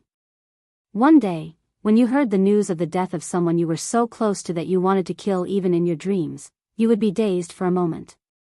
She was dead. Then, there would be silence, as if something was missing from the bottom of your heart. This was the unfathomable human heart. Yunjian did not feel this way. She had not spent much time with Lu Lanhua. To her, Lu Lanhua was just like those people she had killed, not worth mentioning. After sending Lu Lanhua up the mountain to be buried, the group returned to Lu Lanhua's house. Grandfather Yunzhong was the same as Yungang. He had been hiding at home, unable to believe the truth. After all, they had spent most of their lives together. It was inevitable that they could not bear to see her leave just like that. Yun Jian had only seen grandfather Yun Zhong when she sent Lu Lanhua up the mountain to be buried. Unlike the energetic Yun Zhong in the beginning, grandfather Yun Zhong seemed to have aged a lot in an instant. After sending Lu Lanhua up the mountain to be buried, Yun Zhong and Yun Gang each hid in their own rooms in a daze. Qin Yiru had divorced Yun Gang after all, so it was not right for her to say anything. However, Qin Yiru was quite kind-hearted. She and a group of old ladies who came to help the Yun family clean up and prepare the dining table. They invited the relatives and friends who came to see Lu Lanhua off today to a big meal.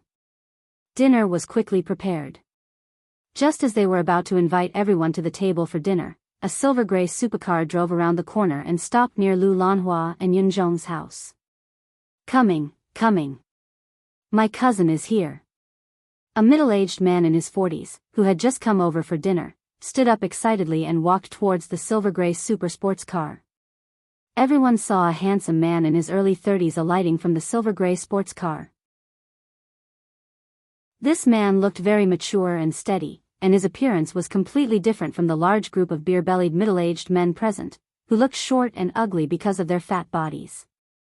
This car is the same as the daughter's Ferrari and the Lan family's Corpo.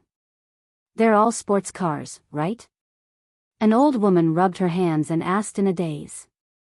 A Ferrari is called a Ferrari and a Camaro is called a pineapple. The old woman from the countryside was really good at translating languages. Pfft. Grandma, what Ferrari and Corpo? It's Ferrari. And Corpo. Corpo. Corpo. Corpo. Corpo. The old woman's grandson laughed and nodded as he slowly explained. Okay. Ferrari, Corpo, they're all pretty much the same. I was wondering what was going on today. Why are all of them driving those sports cars? Could it be that the prices of those sports cars have dropped? This old woman has never seen so many high-class cars in her entire life.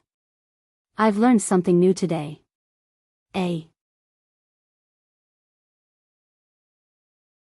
Chapter 2024. Of course, Song Yu couldn't have come out to play by himself and bumped into Yun Jian. This time, Song Yu had deliberately followed Yun Jian out, but he had hidden far away previously. Therefore, when Yun Jian and Gu Nianji were in the clothing store, Song Yu didn't hear what Yun Jian and Gu Nianji said. Now, he saw that Yun Jian and Gu Nianji were actually walking towards the hospital. Could it be that Yun Jian was sick? With this thought in mind, Song Yu quickly ran over. When she saw Song Yu, Yun Jian's eyelids twitched and she held her forehead. This Song Yu was really like a lingering spirit. Let's go, I'll take you to eat something delicious. Yun Jian gestured to Gu Nianji with her eyes, then turned around and walked in the opposite direction of the hospital's main entrance. Hey, Yun Jian, I told you we weren't, alright. What kind of delicious food are you taking me to eat? Gu Nianji originally wanted to say, aren't we going to check if you're pregnant? But just as the words were about to come out of her mouth, she heard Yun Jian say that she was going to treat her to something delicious. Gu Nianji rubbed her stomach and thought that she was hungry too. It was time to eat, so the words that were about to come out of her mouth stopped. Eating was more important. Eating was more important. Besides, even if Yun Jian was pregnant, she had to eat first. What if the baby in her stomach was starved? Gu Nianji rubbed her chin and felt that she was right, so she comforted herself and confidently led Yun Jian in the opposite direction of the hospital's main entrance. Yun Jian, are you feeling unwell? If you're not feeling well, I'll take you to the hospital. Let your friend eat by herself. Song Yu saw that this was a rare opportunity.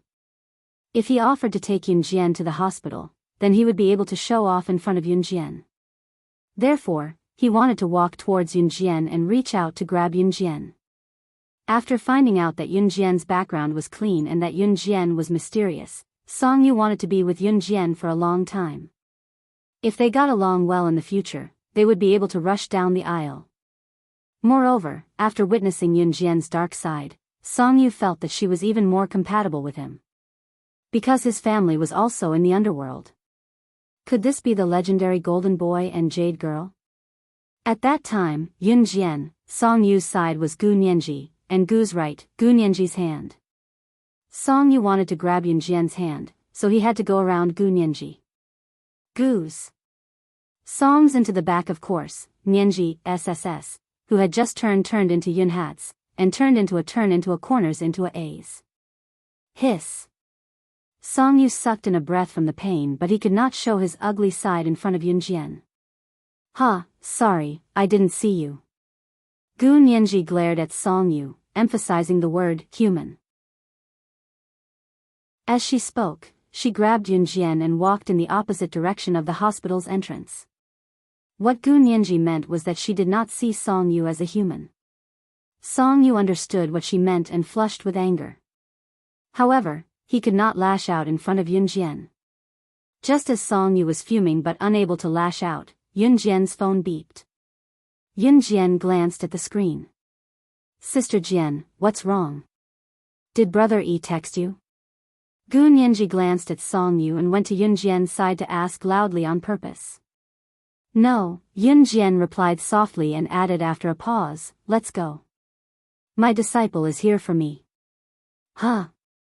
Zhang Xiaofeng's here in River City too. Why didn't he team up with me since he's here? To think that I'm his sister now. Gu Nianji spat. Song Yu, who stood on the side, had no idea who Yun Jian and Gu Nianji were talking about. He clenched his fists. Yun Jian's eyes were narrowed and red as she replied faintly, it's not him. It's my new disciple,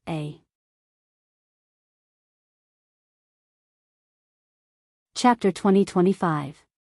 The one who came to Earth from Deity Continent to look for her. Yun Jian smirked. Oh my, Sister Jian, you actually took in another disciple behind my back. What does he look like? Is he as handsome as I am? Otherwise, I won't acknowledge him. Once Gu Nianji heard that Yun Jian had taken in another disciple, she patted her hair to let her fringe fall before playfully flipping her hair like a dashing man. However, Gu Nianji's imitation of a dashing man was a hilarious one. When she flipped her hair, her head swayed along with it. You have to know that I'm the top expert in the continent, matchmaker Gu Nianji. Not only am I handsome, but when I'm ruthless, I can even beat myself up. Hey! Sister Jian, why are you still so far away?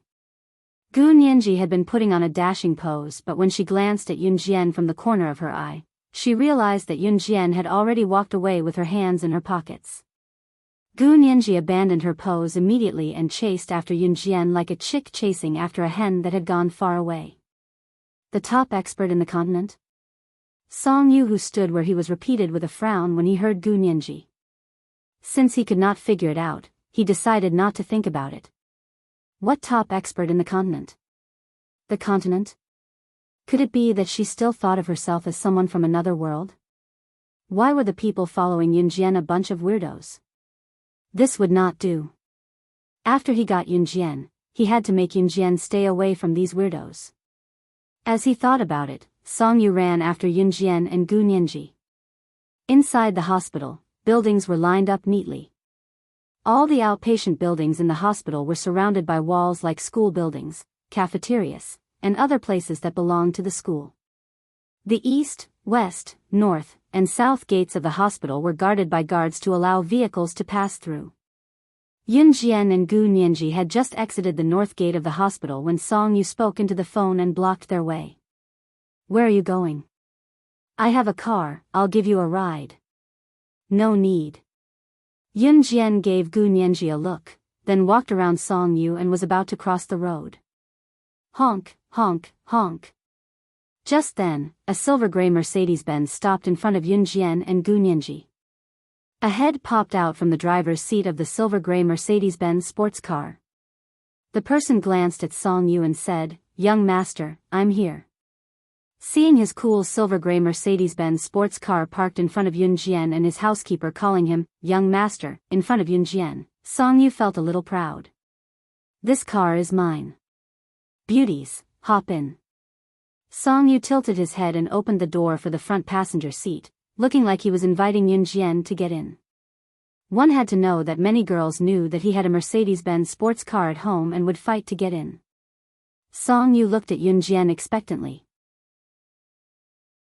Just when Song Yu thought that Yun Jian and Gu Nianji would fight to get in, a fiery red flagship limited edition Ferrari, LaFerrari, came drifting from afar with a hard brake and parked beside Song Yu's Mercedes-Benz sports car. When the two cars were parked next to each other, it was easy to tell which one was more expensive than the other. Just as Song Yu was stunned, the sudden appearance of the limited edition LaFerrari sports car that only 3 units were sold in the world, the supercar that was usually talked about and envied by the boys, was right in front of him. While he was amazed and wondering about the origin of the sports car, a woman walked out of the car. A woman got down from the Ferrari LaFerrari and went to Yun Jian, passing the car keys to her right in front of Song Yu and saying softly, "I'm sorry. Sister Jian, your car." The limited edition sports car that he talked about with the boys, the one that they could only dream of but could not get their hands on, was Yun Jian's. Song Yu's eyeballs were about to fall out of their sockets. At the same time, Yun Jian and Gu Nianji had already gotten into the Ferrari sports car. Before they left, Yun Jian left Song Yu with a statement that made him look like he had just eaten sh*t. The words that came out of her mouth nearly made Song Yu vomit blood. "I'm sorry, your Mercedes-Benz sports car specifications are too low. I've never sat in such a low-quality sports car and I'm not used to it."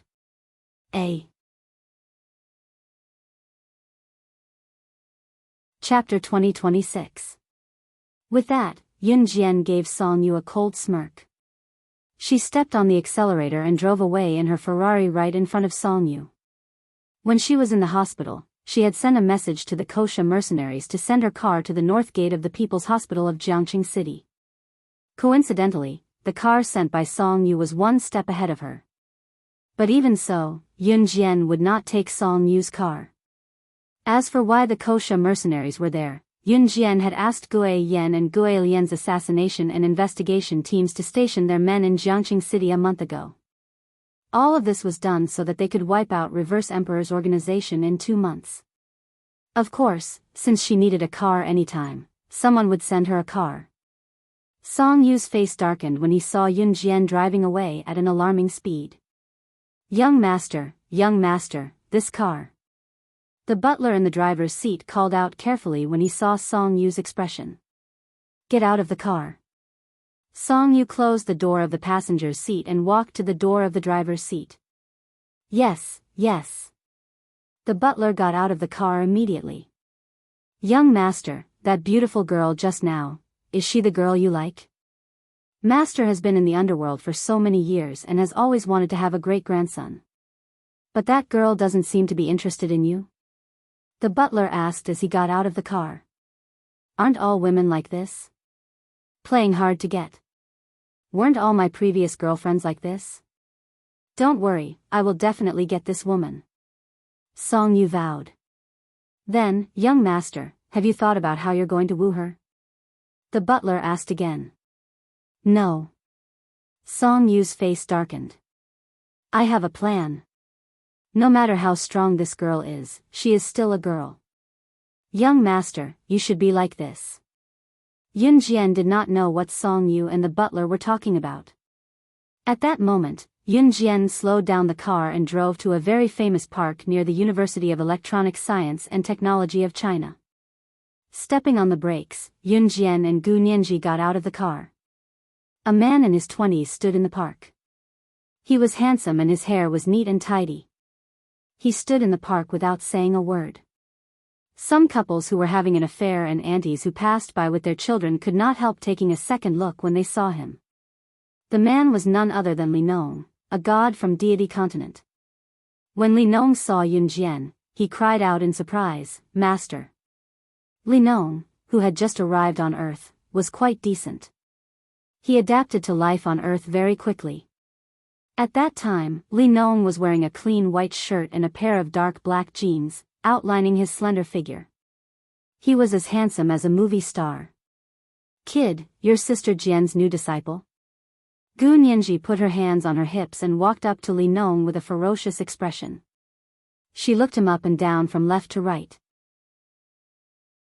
When he saw Gu Nianji suddenly appear in front of him, Li Nong's fair and delicate face didn't change at all. Kid. Brat, you're amazing. You don't even care about me? Which continent are you from? Tell me your name. Gu Nianji's hands were on her hips, looking like she was ready to show Li Nong who he was. Yun Jian's lips curled in amusement at the sight. Deity continent, Li Nong. The handsome young man's eyes flickered as he replied. Huh, so you're from Deity continent. Aren't you good with words? You. What the F***ck did you say? You're from Deity continent? Then you're deity. Gu Nianji did not react at first, but when she did, she was so shocked that she nearly choked. Gu Nianji was from Yulong mainland, and Deity continent was a legendary place in the eyes of people from other continents. Gu Nianji choked on her own saliva from the shock and coughed violently. Cough. Li Nong thought that Gu Nianji was cute when she pretended to be arrogant and accidentally turned it into a joke. Seeing that Gu Nianji was about to choke, Li Nong couldn't help but reach out to pat her back and ask, "Are you okay?" With that slap, Gu Nianji could clearly feel Li Nong accidentally lift the strap of her bra. Li Nong retracted his hand in a panic when he came back to his senses. The strap of her bra bounced back like a rubber band and stuck to her skin with a soft pop.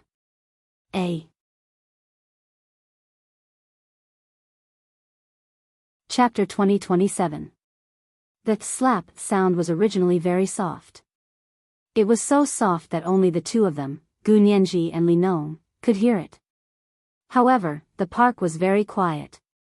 It was so quiet that even the chirping of birds and insects could be heard. In such a quiet park, Li Nong saw that Gu Nianji, who was choking and coughing, was almost out of breath. He reached out to kindly pat her back to relieve her.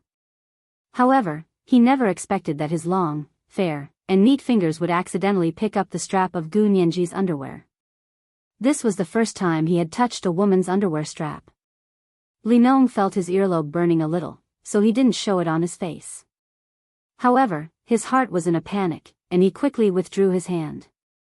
He pretended not to notice that the hand that was holding the underwear strap had withdrawn too quickly. The underwear strap was like a rubber band, and it directly rebounded on Gu Nianji's skin with a slap sound. Li Nong was so scared that he almost retreated. His pure, curious, yet panicked face actually revealed a trace of red. Obviously, this was the first time Li Nong had accidentally touched a woman's underwear strap. Yun Jian also heard the slap sound. At that moment, Yun Jian only blinked. I'm sorry. Li Nong scratched his delicate hair and said softly. You. What's the use of apologizing? You rascal. So what if you're a god from the gods' continent? How dare you touch me? Gu Nianji blushed when she thought of this. In the next second, Yun Jian saw Gu Nianji chasing Li Nong all over the park. In a place where Yun Jian couldn't see, Gu Nianji chased after Li Nong.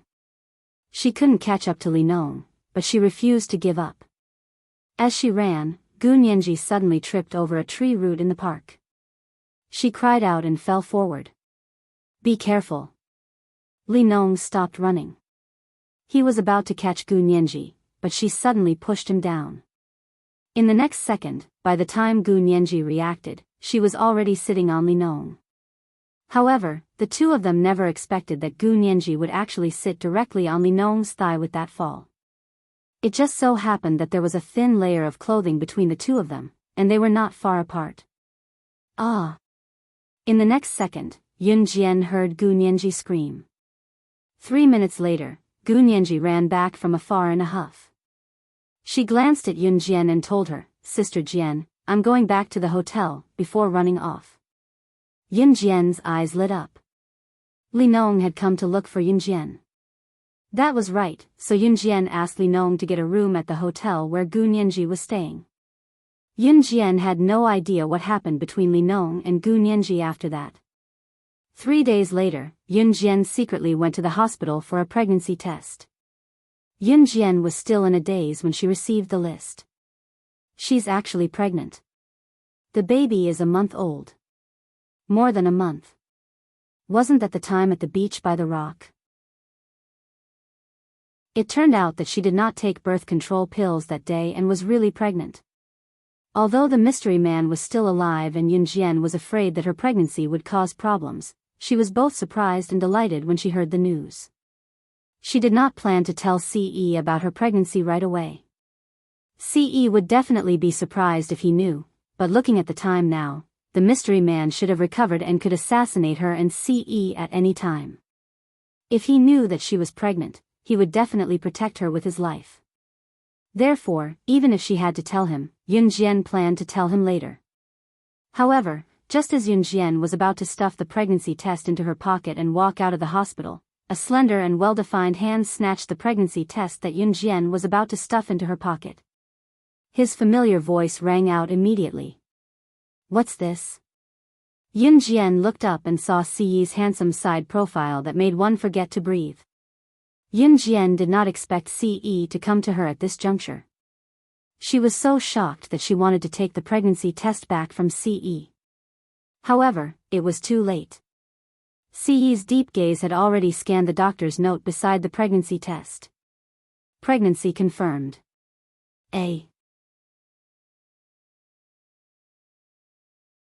Chapter 2028.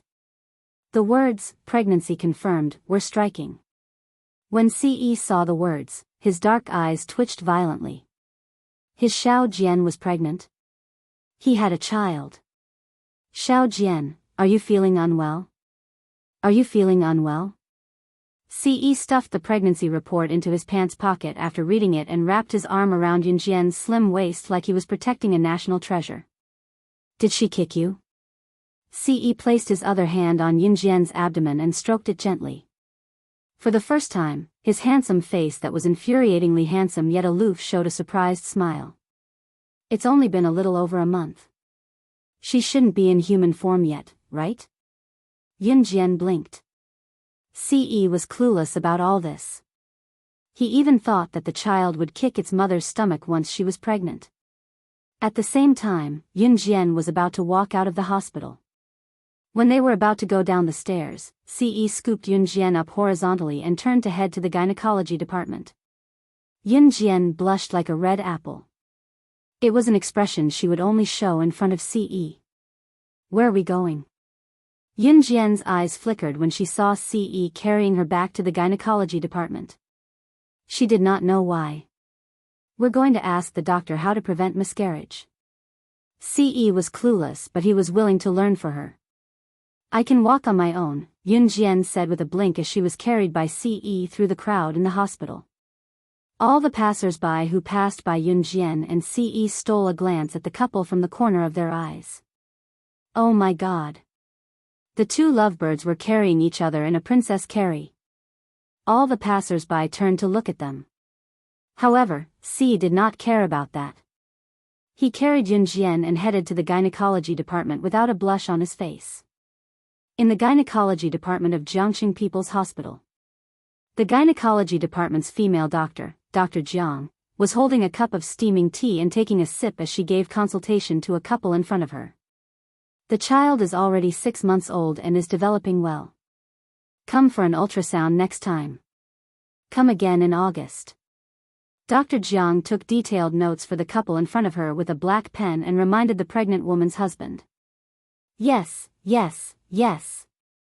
Thank you, doctor. Thank you, doctor." The pregnant woman's husband bowed to Dr. Jiang excitedly. "You're welcome. Remember to bring this book next time." Dr. Jiang handed the registration book to the woman's husband. Just as Dr. Jiang passed the registration book to the pregnant woman's husband, she saw CE who carried Yunjian into the clinic. Yunjian was Dr. Jiang's gynecology department's. Dr. Jiang shook her head in pity when she saw how young and pretty Yunjian was, but she was pregnant with a child and the child's father did not come with her. She really did not know what kind of scumbag had ruined this young lady.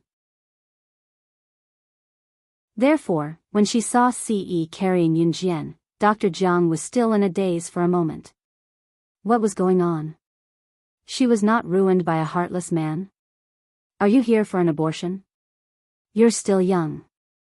You should take precautions in the future. Don't be afraid when you're pregnant. If you have too many abortions, you won't be able to get pregnant in the future. Sigh, young people nowadays, when do you plan to have an abortion? I'll arrange it for you. Dr. Jiang shook her head and picked up her black pen. She wanted to set the date for Yunjian's abortion. Most of the college students she met secretly came alone to have an abortion. Of course, there were also boyfriends who accompanied them to have an abortion. There were even many girls who had an abortion 3 or 4 times in a year. Dr. Jiang had seen many of them. When the couple next to them heard Dr. Jiang's words, they glanced at Yunjian and Ce with a strange gaze. However, they saw Ce put Yunjian down and hugged Yunjian in his arms as if he was protecting a treasure. The moment Dr. Jiang was about to register the abortion date, Ce's eyes flashed. He said bluntly, "You're a doctor. Tell me how to take care of the fetus, eh?"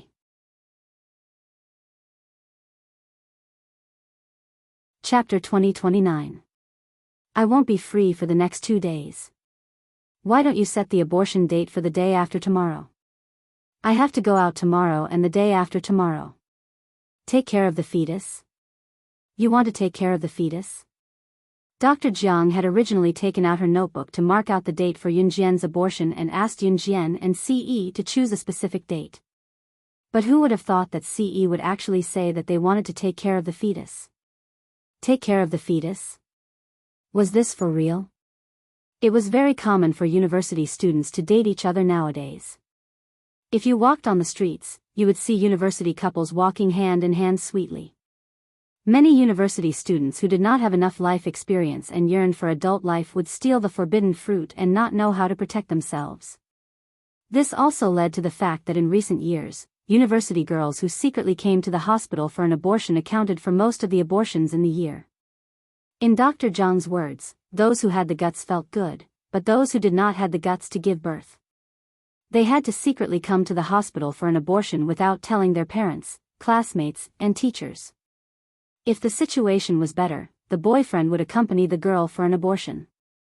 If the situation was worse, the girl would secretly come to the hospital alone to bear the burden. Dr. Jiang had worked in the gynecology department for many years. She had seen many such things and was used to it. There were many university students who came to the hospital for an abortion. There were countless boyfriends who accompanied their girlfriends to the hospital for an abortion and urged the girl to get an abortion quickly. They were afraid that the girl would not get an abortion and would blame it on them. However, Dr. Jiang had never seen someone like Ce. As soon as he walked into the outpatient room, he did not anxiously ask when the abortion could be done. Instead, there was a hint of nervousness on his handsome face as he asked how to take care of the fetus. Are you sure you want to take care of the fetus? Dr. Jiang repeated, Are you sure you want to take care of the fetus and not have an abortion? Yes, I'm sure. Yunjian nodded. Although Yunjian did not want to tell Ce that she was pregnant immediately, Yunjian had never thought that she would have to have an abortion after being pregnant. To Yunjian, since the child was born, it had the right to be born into this world. It was not easy to be a human, but parents who did not even give their child a chance to be a human were not worthy of being parents for the rest of their lives. Dr. Jiang stroked her forehead, her face full of shock. The couple opposite her also suddenly showed a look of shock. To be honest, Yunjian and Ce's reactions were very different from normal university students. She was actually going to give birth to it? One had to know that the financial resources of college students were basically from their parents. Those who were a little more independent would at most go out and do some idle jobs to earn some extra money. However, giving birth to a child and raising the child was a very expensive matter. How could it be so simple? Young people, Auntie is just reminding you. It's not easy to raise children these days. You're still young. It's not easy to raise children. Not only do children need to be cared for, but they also need financial support. You're still young. Is it true? Do you plan to have this child? Previously, Dr. Jiang had never been nice to the college students who came to get an abortion. But now, she changed her fierce expression and spoke to Yun Jian in a gentle voice. Regardless of whether the child could be born or not, Dr. Jiang admired Yun Jian and Siyi's performance. However, admiration was one thing, but one had to be realistic. Originally, Dr. Jiang and the couple thought that the biggest problem for Yun Jian and Siyi to have a child was money. Without money, how could they raise the child? However, the moment Dr. Jiang finished speaking, Siyi suddenly spoke. His handsome smile did not move, but he was unwavering. Prescribe medicine for the fetus. You can name the price. As long as she and the child are healthy, I'll pay any price.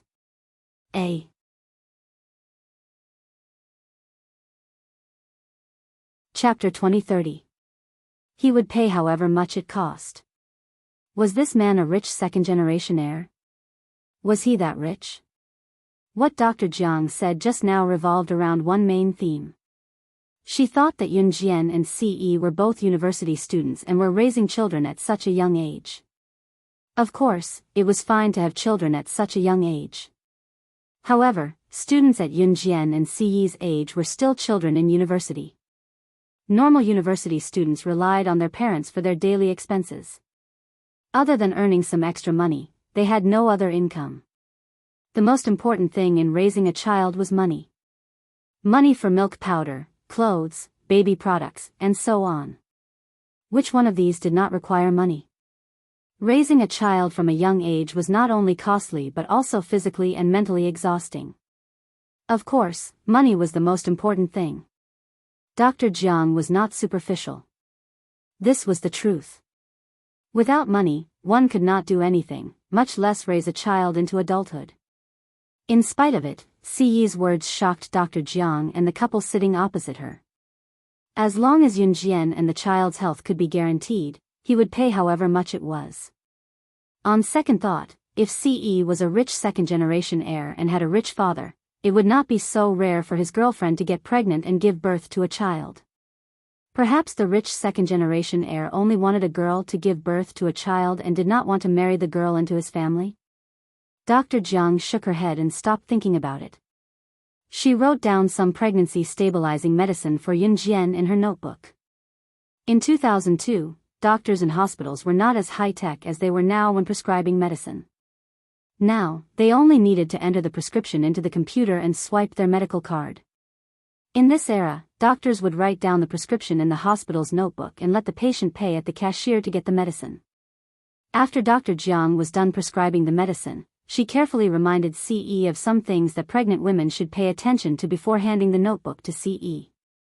Remember not to have sexual intercourse in the first 3 months of pregnancy or it might lead to a miscarriage. Don't do it too frequently after 4 months. Siyi remembered every word that Dr. Jiang said clearly. This was related to his Xiao Jian and his child's health, so of course, he had to listen carefully. Siyi and Yun Jian listened carefully and began to look forward to the arrival of their child. A paramedic rushed in. The medical staff rushed into Dr. Jiang's outpatient room. The person held a stack of data sheets in his hand and shouted at Dr. Jiang in shock. Dr. Jiang, there's been a mistake. I made a mistake just now. The female university student named Yun Jian was not pregnant. He must have mixed it up with the data of another female university student. The pregnant one is another female university student. Both Yun Jian and Siyi's eyes glinted with a deep glint. Not pregnant? What's going on? Dr. Jiang was also surprised. Then, Dr. Jiang stood up and asked. 15 minutes later, Dr. Jiang bowed deeply to Yun Jian and Siyi and apologized. She said that the ultrasound machine had mixed up the data of a college girl not long ago. The one who was pregnant was not Yun Jian but the other university student. Yun Jian was slightly disappointed when she heard the news, but she breathed a sigh of relief. After all, it was too sudden for her to be a mother. Welcoming the child when she was prepared was the wisest choice. Siyi frowned and looked at Dr. Jiang from the side, repeating, not pregnant? Yes, your girlfriend isn't pregnant. Dr. Jiang nodded. Initially, she thought that Siyi was genuinely nice to Yun Jian, which was why he asked for Yun Jian to give birth to his child. However, looking at Siyi's current expression, Dr. Jiang felt like he was about to kill someone. Could it be that he was a rich second-generation heir who wanted his girlfriend to give birth to his child? Was he going to flip out now that he knew that his girlfriend was not pregnant? Dr. Jiang sighed. This girl named Yun Jian would probably fall out of favor with this man in the future. Just as Dr. Jiang thought so, Ce pulled Yun Jian into his arms and pressed her head against his chest. In front of Dr. Jiang and the paramedic just now, he told Yun Jian gently. Xiao Jian, whether you're pregnant or not, I'll protect you with my life. A.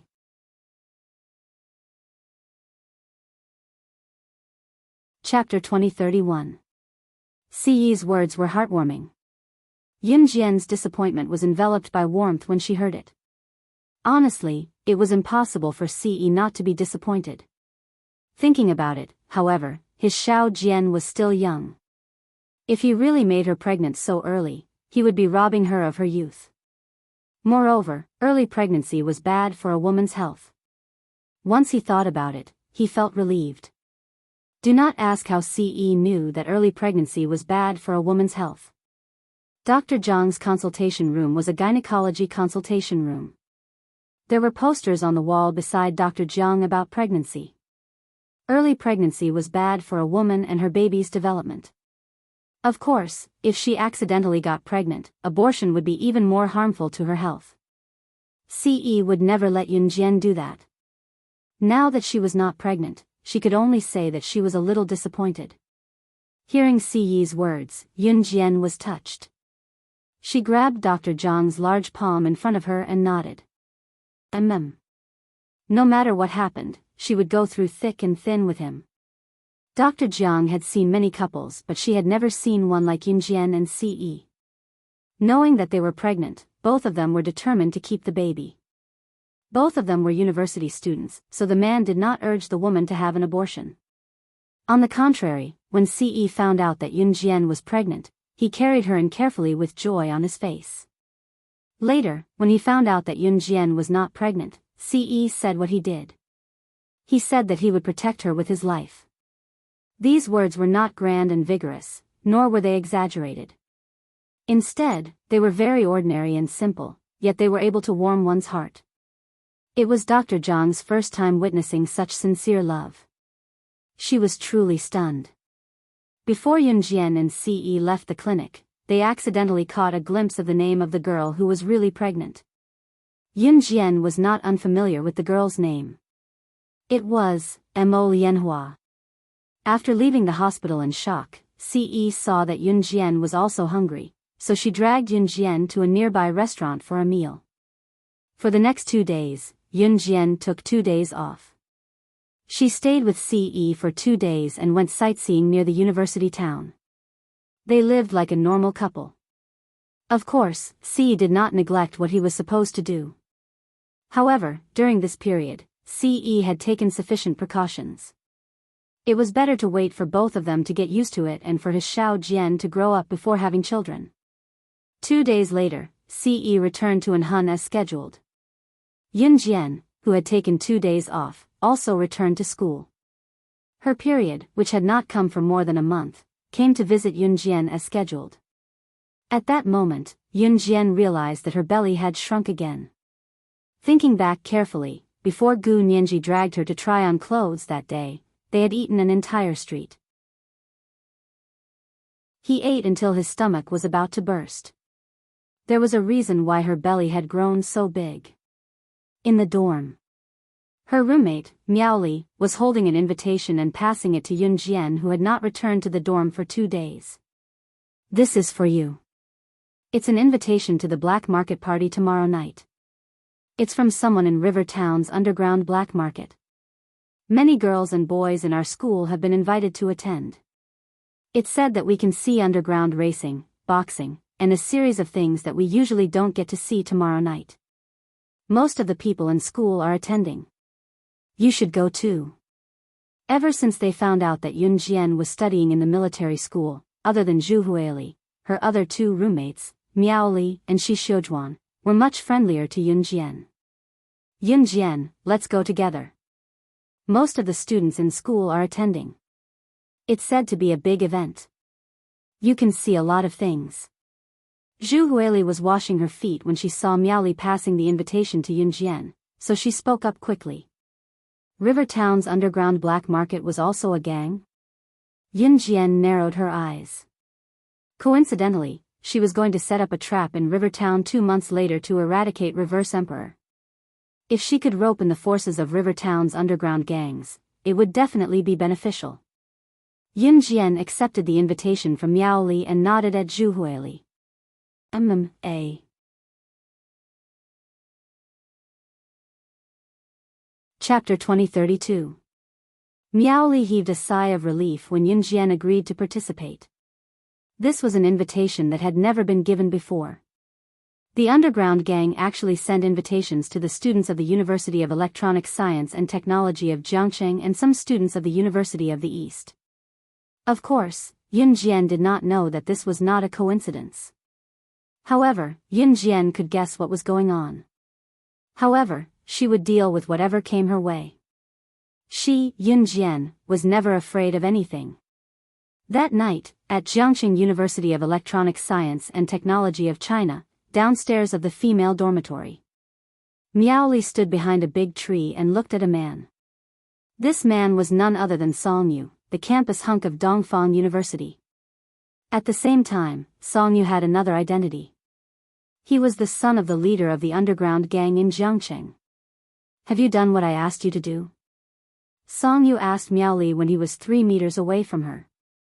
She has accepted the invitation and said that she will come. Miaoli swallowed her saliva and nodded. That's good. You will be rewarded later. Song Yu nodded. Then, he looked around and left the place quickly. November 8, 2002.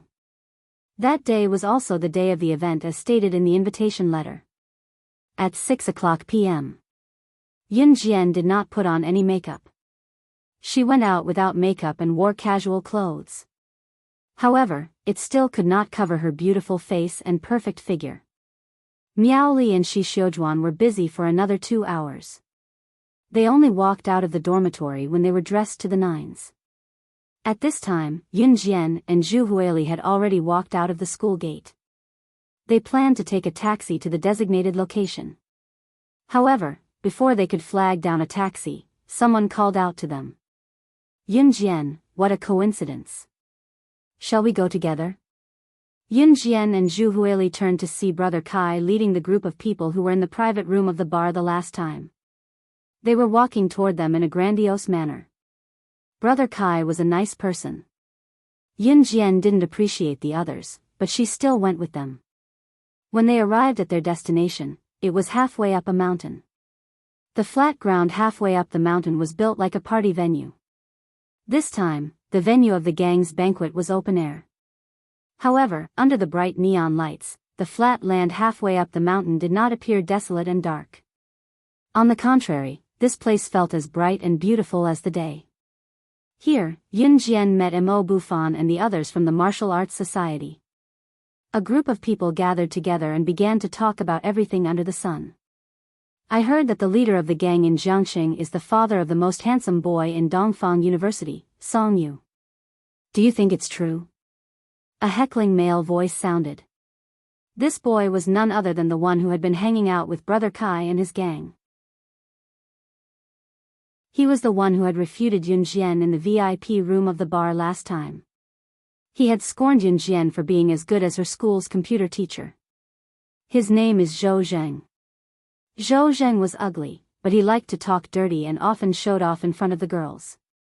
Now that there were so many girls standing around at such a big event, he looked for an opportunity to find a topic to talk about. Oh my God, the leader of the gang in Jiangcheng is the father of the most handsome boy in Dongfang University. Is it true? Zhou Zheng, don't talk nonsense. The girls didn't know Song Yu's identity, so they all screamed exaggeratedly. They were even more interested in Zhou Zheng's question. Hey, it's normal that you don't know. My good brother Song Yu is so low-key. He is indeed the son of the underground gang leader that you invited today. The future successor. Zhou Zheng started to boast again. His words attracted the screams of the girls around him. In fact, Zhou Zheng and Song Yu weren't very familiar with each other. They were just friends and brothers. If you have any questions, just ask. Zhou Zheng said exaggeratedly. Although Zhou Zheng was ugly, the girls liked to hear him brag. Hence, they all rushed forward to ask. Just as Zhou Zheng was surrounded by the girls, Yun Jian looked ahead and asked him, "Oh Bufan, is the number one gang in Jiangqing City the Fortune Wolf gang?" After hearing Yun Jian's words, Mo Bufan nodded. Yes. Hearing this, Yun Jian's lips curled into a red arc. Pfft, you went to university in Jiangqing City. Haven't you heard of this? Zhou Zheng, who had been joking around with the girls, turned to look at Yun Jian and sneered. Zhou Zheng was already unhappy with Yun Jian's domineering attitude. Now that he had the opportunity to say this, he quickly spoke up. What he got in return was Yun Jian's disregard. Zhou Zheng was very unhappy about this. Look. That's Song Yu, the most handsome boy in school. At this moment, a girl's voice was heard. Everyone turned to look at him. They saw Song Yu standing next to a masculine middle-aged man in his 40s or 50s. He was surrounded by a group of bodyguards and they were walking towards them. That must be the boss of the Fortune Wolf gang. Oh my god. Song Yu is so handsome. He's so low-key. He even hid his identity as the eldest son of the Fortune Wolf gang's boss. There were a few more screams and cheers. At this moment, Song Yu walked towards Yun Jian and the others while the girls screamed. Song Yu was a little proud when he brought his father to Yun Jian and the others. Especially when Yun Jian looked sideways at her father, the boss of the number one gang in Jiangqing City, Song Fan. She must be thinking that her father was the boss of the number one gang in Jiangqing City. Then, she must be stunned. As soon as Song Yu thought of this, he raised his head proudly. However, before Song Yu could raise his head, Yun Jian looked at Song Fan, the boss of the Fortune Wolf gang. Her aura was not inferior to Song Fan's at all. She curled her lips and spoke directly to Song Fan in the tone of the boss of the number one gang in Jia province. Are you Song Fan, the boss of the number one gang in Jiangqing City, the Fortune Wolf gang, A?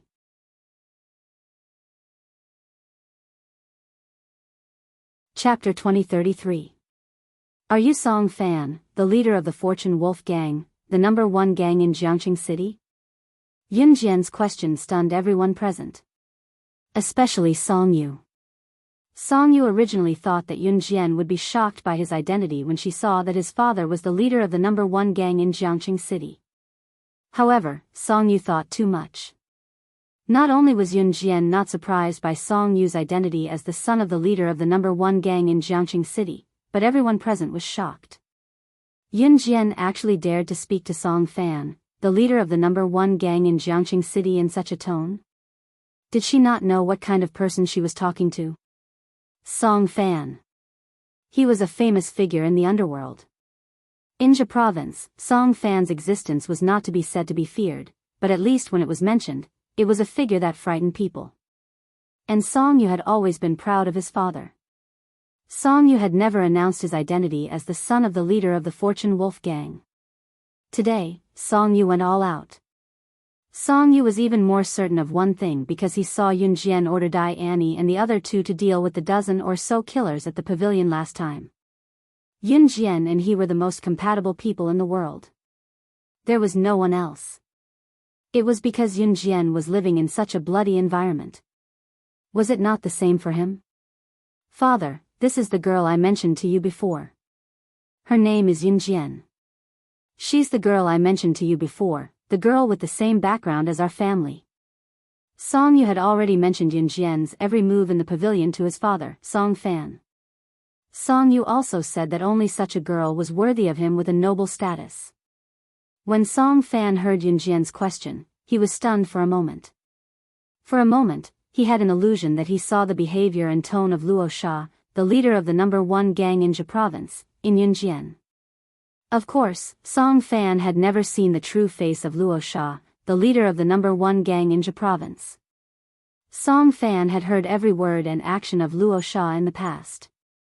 Song Fan was only the leader of the #1 gang in Jiang City. In the entire Zhe province, Song Fan's status was not enough to meet Rakshasa. But on second thought, the girl in front of her was only her son's friend. She was also a girl that her son was rarely interested in, a girl that he truly wanted to become his future partner. How could it be the famous and ruthless Rakshasa who had become the leader of the #1 sect in Zhe province in the shortest amount of time 2 years ago? How was this possible? After thinking about it, he knew that this kind of thing was impossible, so Song Fan shook his head. After knowing that Yun Jian was his son's sweetheart, Song Fan gave face to Yun Jian and replied to her in public. Yes. He was Song Fan, the leader of the Fortune Wolf Gang, the #1 gang in Jiangqing City. Song Fan had an aura that many people didn't have. It was different from his son Song Yu's sloppy appearance. Song Fan's aura was what a gang leader should have. Yun Jian narrowed her eyes and immediately had a good impression of Song Fan. The good impression here referred to the feeling of disgust and friendliness towards a person. As for Song Fan's son Song Yu, she tended to dislike him. But Song Fan's aura and behavior were worthy of Yun Jian's admiration. Are you crazy? How dare you talk to the leader of the Fortune Wolf Gang in such a tone? Do you want to die? At that moment, Zhou Zheng, who had been trembling and frightened by Yun Jian's tone to Song Fan, cursed at Yun Jian in a very soft but angry voice. The students standing around were so scared that their faces changed when they knew who Yun Jian was talking to. Yun Jian was crazy. How dare she talk to a gangster in such a tone? And Song Fan was the leader of the #1 gang in Jiang City. However, just when everyone thought that Yun Jian was courting death, Yun Jian cast a sidelong glance at Song Fan. In front of so many people, she said something that made them feel that she was courting death and wondered what she was going to do. Leader of the Fortune Wolf Gang in Jiangqing, in 2 months, lend me your brothers, eh?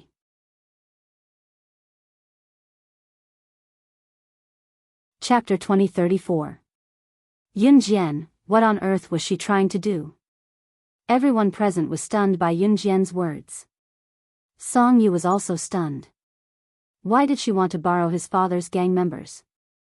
Usually, when 2 gangs were having a dispute, the leader of one gang would ask for help from the other gang's leader. Was she going to borrow people to fight with many people? She wasn't the gang leader, so why did she need so many people? Song Fan was also slightly stunned. As the leader of the #1 gang in Jiangqing City, Song Fan's thinking was naturally different from his son Song Yu's. Song Fan was the mature and steady type. In fact, this wasn't the first time Song Fan had seen his son Song Yu take a liking to a girl and introduce her to him. But those girls all had a common characteristic: to please him. Yun Jian was completely different. Which girl didn't please and flatter the leader of the #1 gang in Jiangqing City like the other girls when she saw him? Instead, she wanted to borrow his gang members. Why was this? Song Yu asked what Song Fan wanted to ask. Yun Jian, why do you want to borrow my father's gang members? What can she do?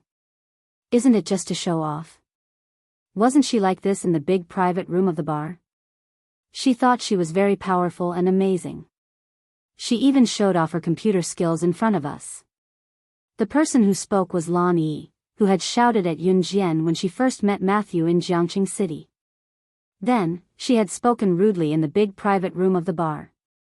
Despite Yun Jian's stunning hacking skills and extraordinary capabilities, she was still a nobody.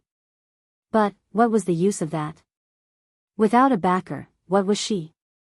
Song Yu, the father of the most handsome guy in Jiangqing City, was the leader of the #1 gang in Jiangqing City.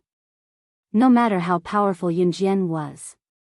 Even if Yun Jian was an assassin or a secret agent, she was outnumbered. Moreover, she wasn't. Lan Yi's words immediately resonated with the girls present.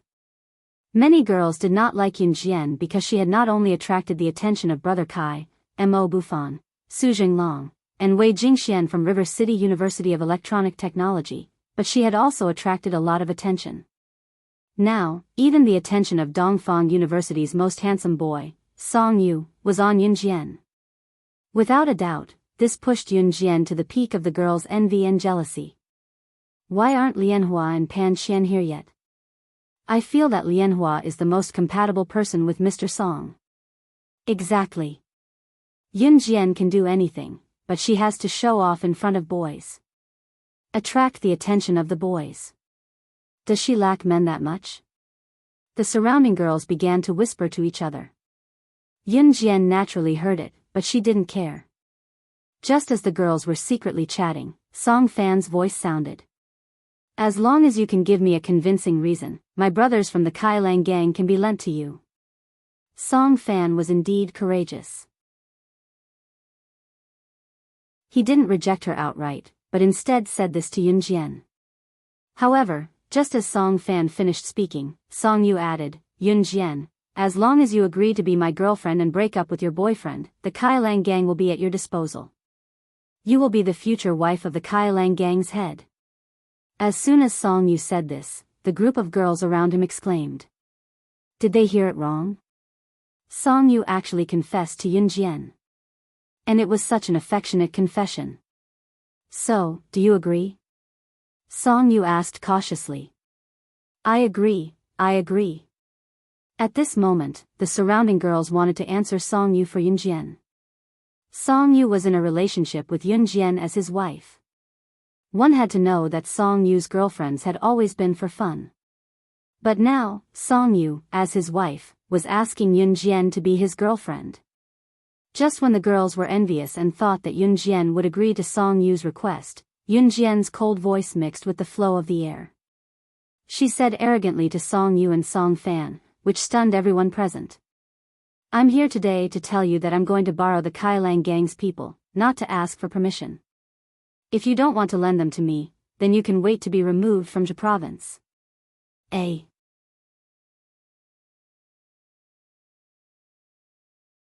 Chapter 2035. Yun Jian was not joking. Su Zetian was now managing Falcon Hall for her. Falcon Hall's ability was now so powerful that it could annihilate any mafia group effortlessly. This was the result of Su Zetian's hard work for the past 2 years.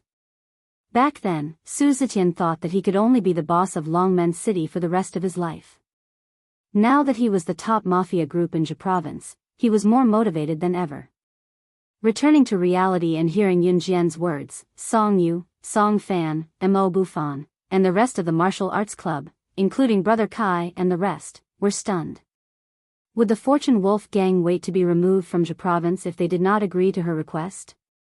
This was the Fortune Wolf gang. How dare Yun Jian say something like that? Did she really think that she was some kind of powerful figure? Everyone thought that Yun Jian had lost her mind. If she wasn't crazy, how could she have said such words that could possibly lead to a fatal disaster? Even Mo Bufan was slightly worried about Yun Jian, so he spoke up. Yun Jian, don't spout nonsense like that. Mo Bufan said that out of goodwill. After all, the truth was right there. No matter how outstanding Yun Jian's ability was, she was only one person after all. On the other hand, the boss of Jiang City's top mafia group, Song Fan, had a large group of people behind him.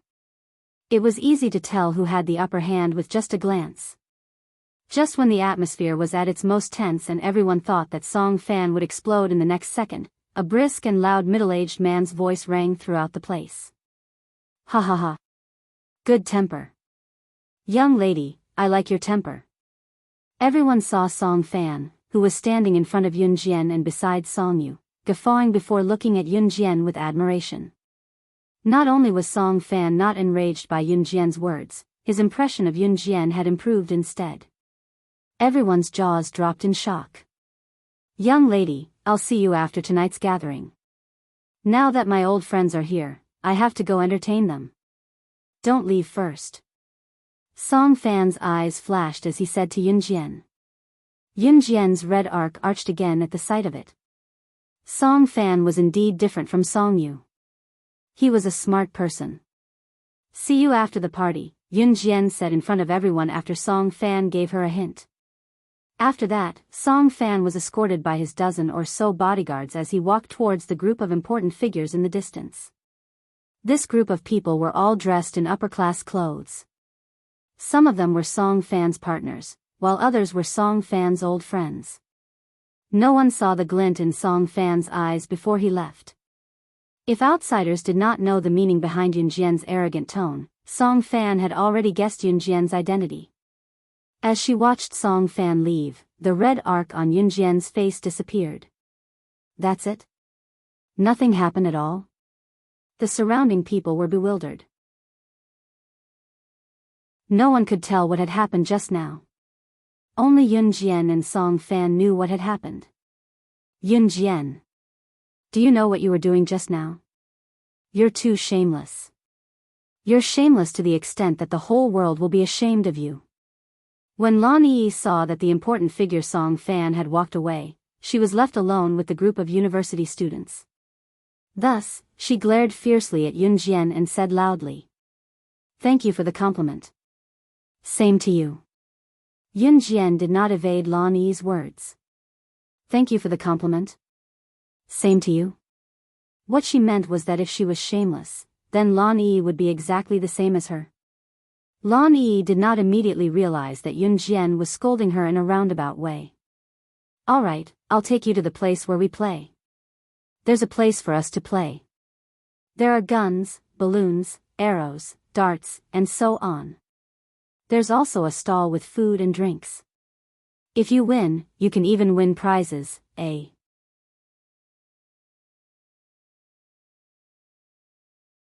Chapter 2036.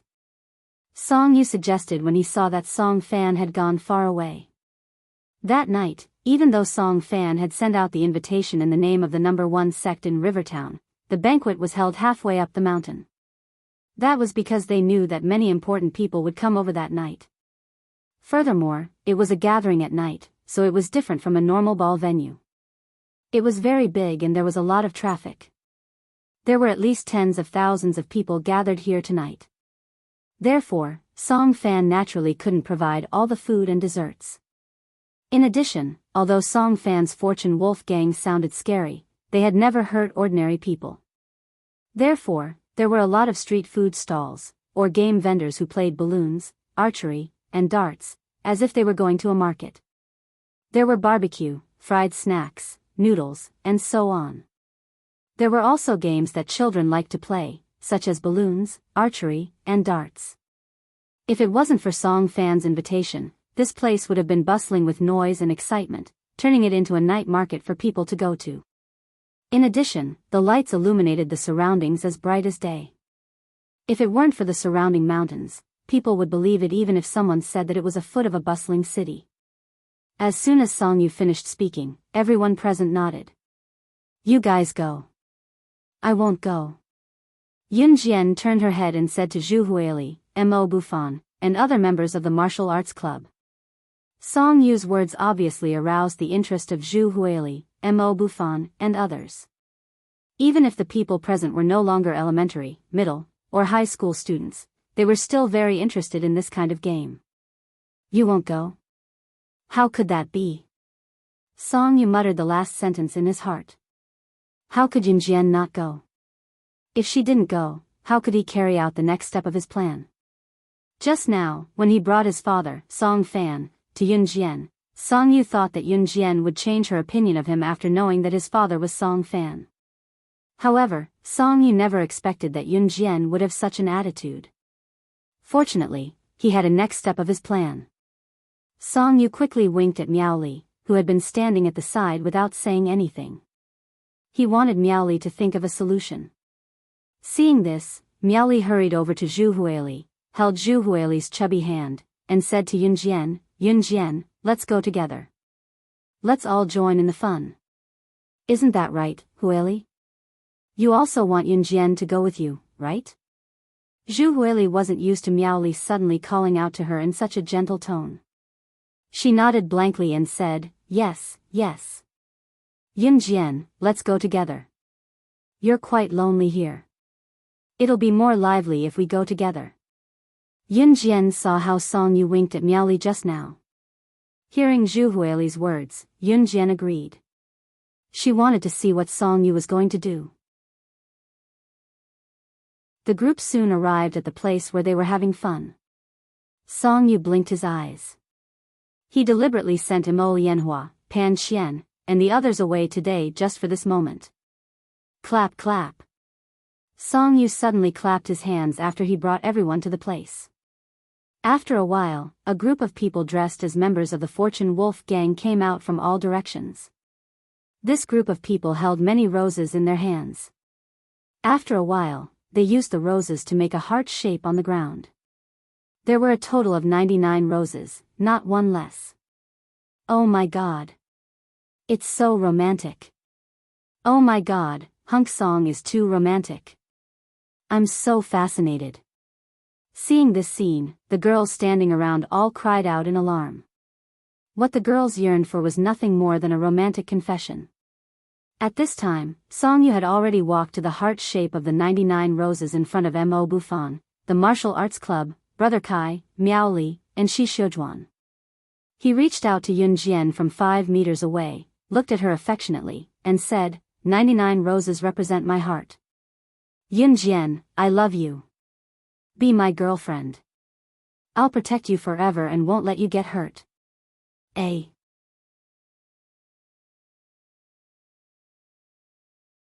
Chapter 2037. Song Yu reached out his hand to Yun Jian, waiting for Yun Jian's reply. Song Yu stood in the love circle of 99 roses, waiting for Yun Jian to walk towards him. Normal boys would kneel down on one knee when proposing. However, Song Yu disliked kneeling on one knee, afraid that it would dirty his knee. Song Yu thought that he had already arranged 99 roses in the love circle. This kind of sincerity was something that he used to disdain. In the past, whenever he wanted a girl, that girl would obediently walk into his arms. Hence, he was determined to have Yun Jian today. Be together. Be together. Be together. At this time, someone shouted, and the surrounding people followed suit. Even the girls who usually didn't get along with Yun Jian shouted. Not only the surrounding students, but even the passers-by who saw this scene stopped, clapped their hands and shouted. The atmosphere reached its climax in an instant. Under the uproar of the surrounding girls, Song Yu saw that Yun Jian wasn't walking towards him as he expected. He lowered his eyes, pulled a smile, and looked at Yun Jian as he continued his emotional speech. Yun Jian, maybe you don't know me well enough, but I'll let you know me. You said that we're not from the same world. Today, I'll confess my identity to everyone, to you. I'm not an ordinary person. I'm the son of the Fortune Wolf gang's leader. Like you, we're from the bloody world. That's why we're a match made in heaven. I swear, from today onwards, loving you is my life's mission. Please be my girlfriend. Song Yu had so many girlfriends, and this wasn't the first time he said such emotional words. When the surrounding girls heard Song Yu's emotional speech, they were so touched that they wished they could become Yun Jian and accept Song Yu's love. Hearing Song Yu's words, Yun Jian only wanted to sneer. Suddenly, she caught a glimpse of a girl not far away. She immediately narrowed her eyes and coldly looked at Song Yu. Are you sure we're from the same world? I'm sure. I love you. I've never given my heart to any girl before. Only you are worthy of my heart. Song Yu said without hesitation. However, before Song Yu could finish his emotional speech, Yun Jian caught a glimpse of the girl's figure behind Song Yu. Slap. The girl slapped Song Yu in the face. The girl was none other than Mo Lianhua. At this moment, Mo Lianhua looked at Song Yu in disbelief, as if she had been betrayed. I really misjudged you. I thought you were sincere to me. I didn't expect it to be you.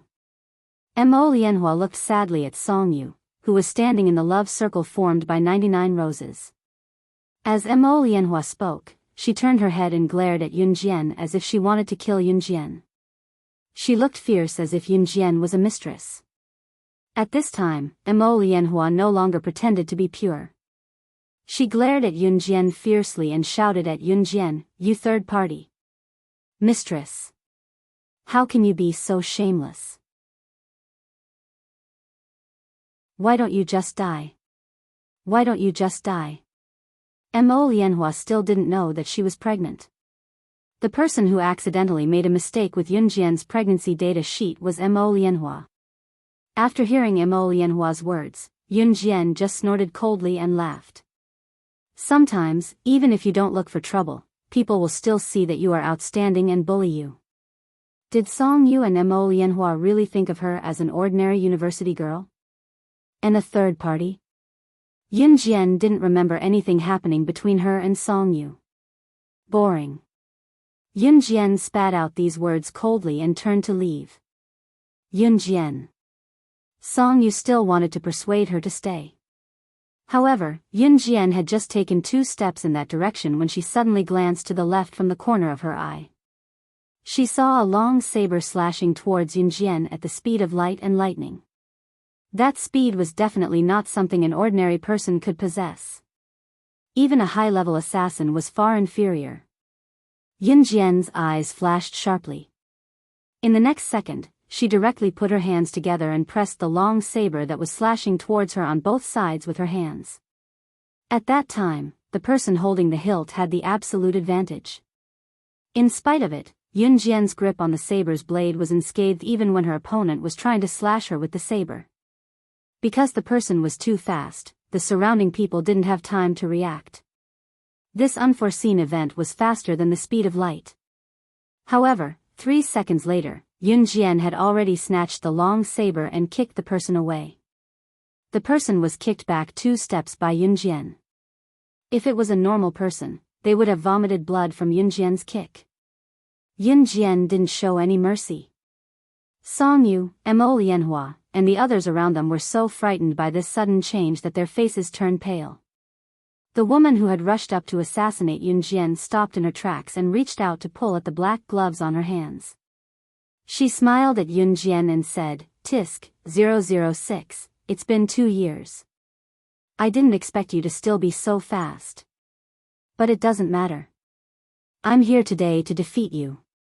The person who had come was none other than the leader of the Soul Eater organization. He was one of the 3 survivors of the Enhan organization with Yunjian and Mad Dragon in her previous life. At the same time, he was also determined to defeat Yunjian, Shinji. 006. Who was 006?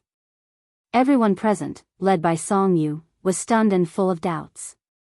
However, just as Song Yu, Mo Lianhua, Mo Bufan, and the others were stunned, Yunjian, who was standing in front of everyone, revealed a terrifying smile that no one had ever seen before.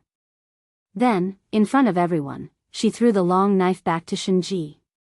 After Shinji caught it, she very calmly took out the 2 butterfly knives and held them in both hands. She calmly curled her lips and said, "Let's do this." 095, this is the 609th time you've tried to assassinate me. I'll satisfy your request and fight you. However, I'll still say the same thing. In an Han organization, you weren't my match. 2 years ago, you weren't my match. The current you is still my defeated opponent. A.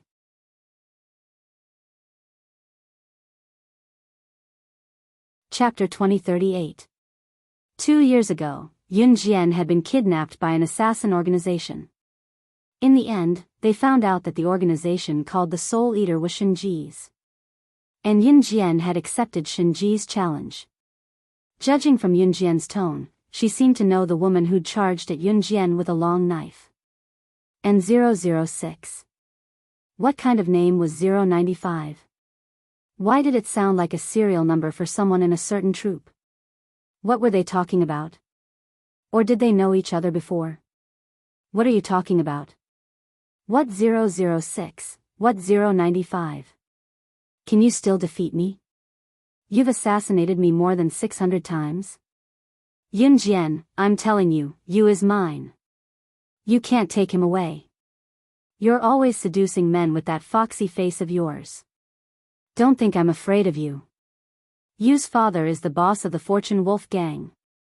If you have any self-awareness, get the hell away from me. Otherwise, I don't care who you are. I'll kill you.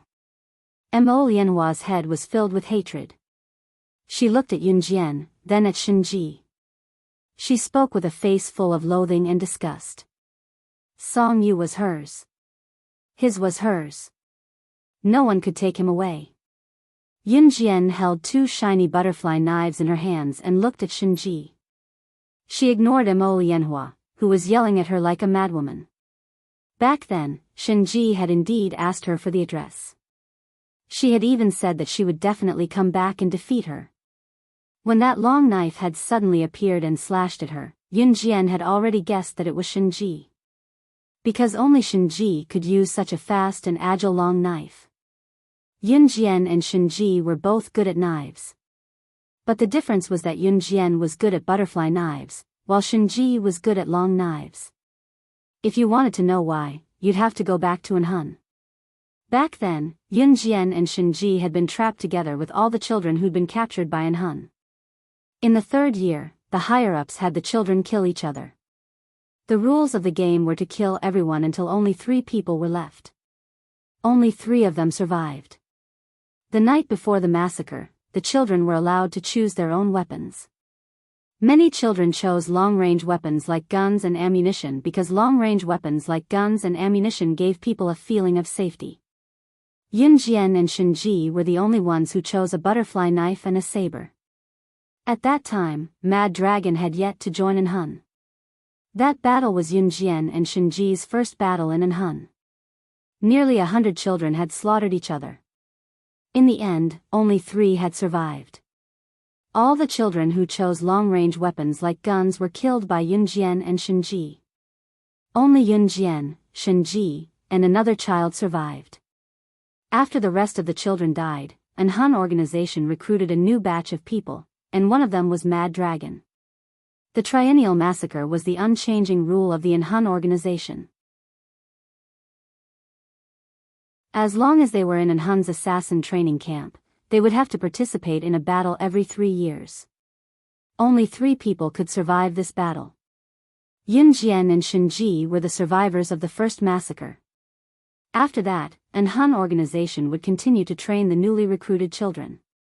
3 years later, these children would be allowed to fight against the 3 survivors. In this cycle, Yunjian, Shenji, and Mad Dragon had all climbed out of a pile of corpses. It wasn't an exaggeration at all. As for the butterfly knife, it stayed with Yunjian and stayed with her until the end. Shenji had always used a long knife. This had never changed. Back in reality, Yunjian had known Shenji since she was 5. She had always seen Shenji as a rival. When she saw the long knife, she had guessed who it was. Mo Lianhua, don't be so ungrateful. Song Yu, who had been slapped by Mo Lianhua, pushed Mo Lianhua in front of everyone and roared. After shouting, Song Yu hurriedly stood in front of Yunjian and stopped Shenji. He said to Yunjian, "Yunjian, I told you that we're from the same world. Don't be afraid. I'll definitely protect you." Pfft. As soon as Song Yu finished speaking, Shenji laughed. Protect her? Do you know who 006 is? You? And you want to protect her? Shenji almost choked from laughing. This was probably the funniest joke she had ever heard in her life.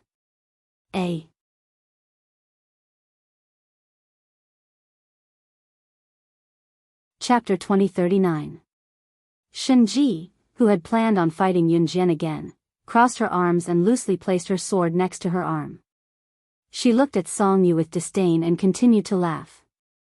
"Kid, do you think 006 is from the same world as you? That's the funniest joke I've ever heard in my life. Do you know who 006 is? The number of people she's killed is more than the number of arrogant words you've said in your entire life. Who do you think you are? If this was in the past, 006 would have killed you in one blow. From the same world? Don't be so funny. Do you know that back then, dozens of high-level assassins with guns and bombs faced 006 alone? 006 didn't even have a sword, but in a few minutes, she took their guns and killed everyone. She was only 14 years old. Do you know that when she faced a powerful assassin organization, not only did she not get killed, she even wiped out that famous assassin organization? Don't talk about a gang leader like you. Do you know that international black market tycoons aren't even worthy of carrying her shoes? Although she and I are mortal enemies, I, Shinji, will only submit to 006 in my life. Putting aside everything else, she is 006, and she is the goal I have been pursuing all my life. Wherever 006 is, that's where the international tycoons, businessmen, and politicians won't dare to sleep. That's right. Shinji was in awe of Yunjian from the bottom of her heart. But at the same time, Shinji was very strong. She refused to admit defeat. Even if it was 1,000 times, 10,000 times, she would still refuse to admit defeat to Yunjian. Song Yu, Mo Lianhua, Mo Bufan, Brother Kai, and everyone else were shocked by Shinji's words. Yunjian was actually such a terrifying person. Who was she? But before anyone could react, Shinji had already walked in front of Yunjian and kicked away Song Yu, who was 1 meter away from Yunjian. Then, Shinji met Yunjian's eyes in front of everyone. Shinji, who had just been speaking up for Yunjian, suddenly changed her expression. She laughed loudly and provoked Yunjian. However, the stronger you are, the more I, Shinji, want to defeat you. My only goal in this life is to surpass you. Shinji's words sounded like a provocation, but also like a blood oath. Hearing Shinji's words, the others thought that Yunjian was probably displeased that Shinji said something like that as well. But just as everyone thought so, they saw Yunjian's lips curl into a red arc as she replied to Shinji in front of everyone. I'll give you 10 moves to repay your kindness. Last time, when the mysterious man had been collecting puppets, Yunjian had asked Shinji to stop training puppets for the mysterious man. Shinji had given her face. This debt of gratitude was repaid today.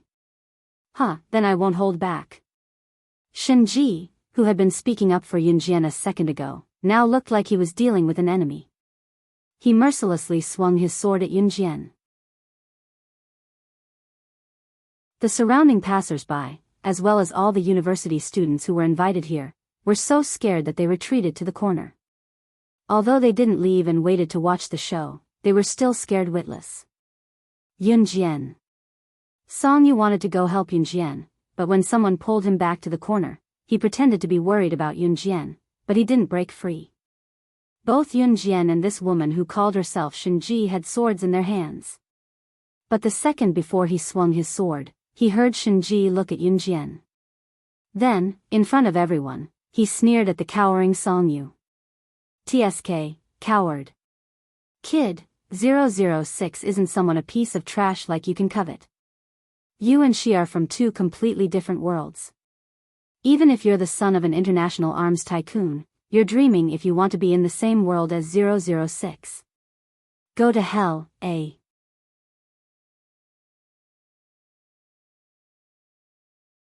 Chapter 2040. After Shinji taunted Song Yu in front of everyone, he turned to look at Yunjian and said faintly, "You're right. TSK, I didn't think you'd be bothered by trash like this after a few years. 006, based on your personality, it's a miracle that this guy is still alive." After Shinji had slashed at Yunjian in front of everyone, Yunjian hadn't fought back. She'd only dodged to the side. Shinji hadn't been in a hurry to attack and had started talking. Hearing Shinji's words, everyone's faces froze. Even if they were dumb, they knew that the person 006 was referring to must be Yunjian. Song Yu and Mo Lianhua, who hadn't dared to speak from the beginning, were shocked by Shinji's words. Especially Song Yu. Song Yu and Mo Lianhua didn't doubt Shinji's words at all. After all, Song Yu and Mo Lianhua had seen with their own eyes how Yunjian had killed 4 assassins at the pavilion and then ordered Dai Annie and the other 2 to kill the dozen or so assassins. Now, a woman who called herself Shinji had appeared. What she said about Yunjian was almost exactly the same as what Yunjian had described back at the pavilion. Thus, when Song Yu and Mo Lianhua heard Shinji's words, their faces paled. Unexpectedly, Yunjian didn't directly respond to Shinji's words. She raised her eyebrows slightly and said softly, 9 more moves. Just now, Yunjian had let Shinji have 1 move. She'd said she'd let Shinji have 10 moves, not 1 less. TSK, 006, you're still the same. You're so calculative about this kind of thing. Shinji squeezed the long knife in her hand and smiled. Of course I'm calculative with you. Yunjian returned Shinji's cold smile. Shinji tightened her grip on the long knife and suddenly walked to the side. I don't like being watched like a monkey. Let's go to an open space to fight. With that, Shinji left the crowd and walked to an open space halfway up the mountain. Seeing this, Yunjian put away her butterfly knife and followed Shinji. Let's go and cheer for Yunjian. Mo Buffon didn't understand the relationship between Yunjian and Shinji, nor did he understand what they were talking about. However, he called the others from the martial arts club and quickly followed. Zhu Huili naturally followed. Brother Kai led a group of people and followed of them. Let's go. Miao Li and Shi Xiujuan. Song Yu cast a sidelong glance at Mo Lianhua and wanted to chase after her. Of course, I was wrong. Of course. I'm of Mize, please give me another chance. I beg you. Mo Lianhua grabbed Song Yu's hand and begged. The last time Mo Lianhua hid it from Song Yu, she had secretly torn the condom when they were having an affair. After Song Yu found out, he was so angry that he yelled at Mo Lianhua that he would break up with her if she got pregnant. Mo Lianhua went to the hospital for a checkup. Only then did she confidently tell Song Yu that she wasn't pregnant. She wanted Song Yu to give her another chance. But now that Song Yu had taken a liking to Yunjian, he didn't want to go back. He pushed Mo Lianhua away and ran in the direction that Yunjian had left. He didn't even look at Mo Lianhua. Mo Lianhua angrily chased after him. Gu Nianji, who was staying in the same hotel as Li Nong, didn't know that they were staying in the same hotel. That night, Yunjian wasn't there. Gu Nianji was bored and decided to walk around Jiang City. She wanted to walk around mainly because she was too hungry. She hadn't even had dinner yet. Therefore, when she came out of the hotel room, Gu Nianji skipped and ran quickly. When she passed by the corner of the hotel, Gu Nianji ran too fast and bumped into a wall of flesh. She hissed and rubbed her head. Just as she was about to raise her head and scold the person who had come over for being blind, Gu Nianji stopped. She saw Li Nong standing in front of her. Li Nong glanced at Gu Nianji from the corner of his eyes. He obviously knew that Gu Nianji was staying in this hotel.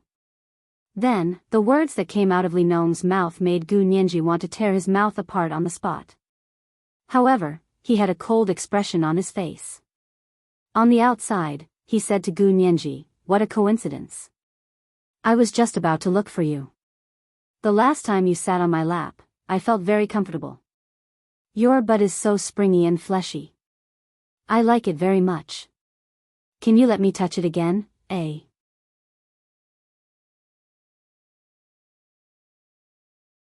Chapter 2041.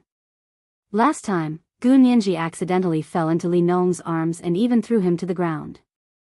She sat on his lap. The feeling of flesh was something Li Nong had never felt before. Therefore, when Gu Nianji didn't react or even notice, Li Nong reached out and held her buttocks with both hands. He touched them and felt the woman's flesh. Li Nong liked this touch very much, so he wandered around the hotel for a few days. Today, he finally saw Gu Nianji. As soon as he saw her, she rashly bumped into his arms again. Her fleshy chest and enchanting figure made Li Nong swallow a mouthful of saliva.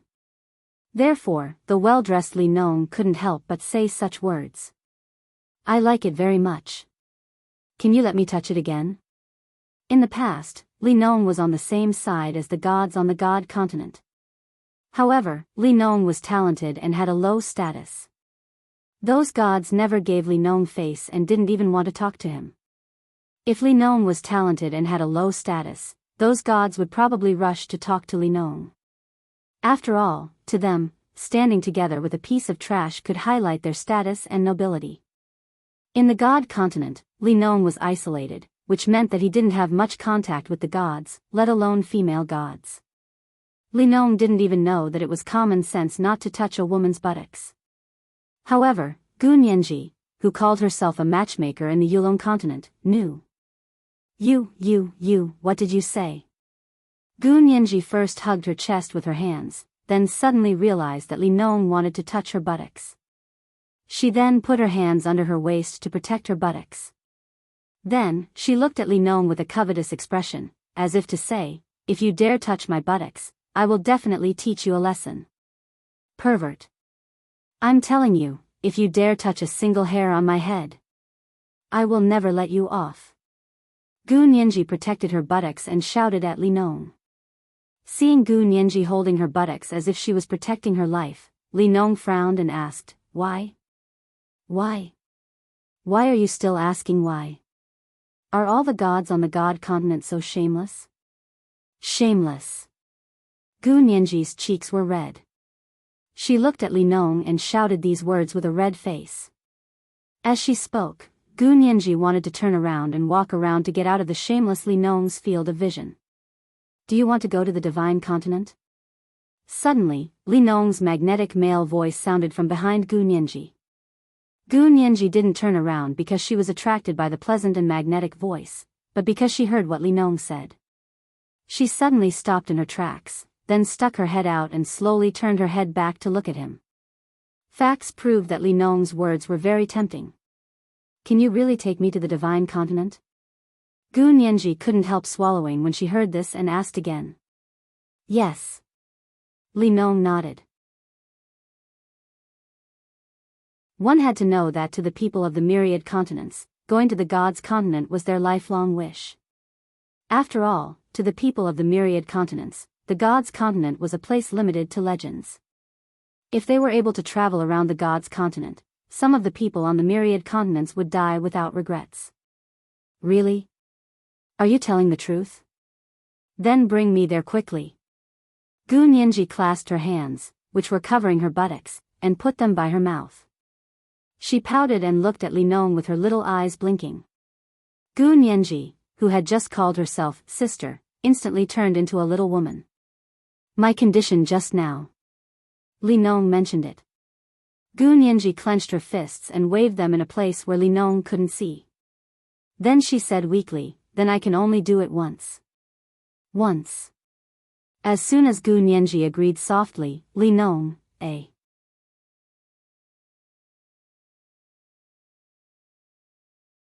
Chapter 2042. In order to go to Deity Continent, Gu Nianji had sold herself out. Of course, she was only selling herself out. It was just a touch, it was not like she would lose a piece of flesh. When she came back from visiting Deity Continent, she was going to beat this pervert to death. Sister Jian had actually taken in such a pervert as her disciple. At the same time, in the hotel hallway, Gu Nianji shut her eyes tightly as Li Nong wrapped his arms around her and placed his long hands on her butt. Ah, this pervert really dared to touch her butt. Gu Nianji was as red as an apple. Are you done? Gu Nianji covered her face, not daring to look at Li Nong. If she opened her eyes now, she would be able to gaze at Li Nong's chest. Right now, Gu Nianji's face and Li Nong's chest were only separated by her hand. Gu Nianji's hand was pressed against Li Nong's chest. Li Nong's chest was facing Gu Nianji as he wrapped his arm around her waist and placed his hand on her butt. Just as Gu Nianji urged Li Nong to stop and even pushed him away to tell him that it was enough, Li Nong's hand on Gu Nianji's butt grabbed. Ah! Gu Nianji cried out involuntarily. When she reacted, she pushed Li Nong away and looked at him in disbelief with a flushed face. I already said it's only for a while. How could you? Very soft, Li Nong commented. Gu Nianji's face flushed again. Alright, hurry up and take me to Deity Continent. Gu Nianji said. Not now. Li Nong tilted his head and turned his handsome side profile in front of Gu Nianji. You're going back on your word. Gu Nianji was still embarrassed. Li Nong turned his head and presented his handsome face to Gu Nianji. The next second, he didn't say anything. He walked over and grabbed Gu Nianji's hand. Not long after, he brought Gu Nianji back to her hotel room. The venue of the gathering where Jiang City's top gang had sent out invitations. Yun Jian and Shen Ji had just arrived at a spacious area. The people who had followed Yun Jian and Shen Ji also followed them here. Shen Ji had just arrived, and Yun Jian was still following. Suddenly, Shen Ji grabbed his sword and swung it at Yun Jian. When the agents fought, every move was fatal. As a special agent, what they learned was nothing more than how to kill a person in the fastest way possible. It didn't matter if it was an assassination or a dirty trick, as long as he could kill the other party, it was fine.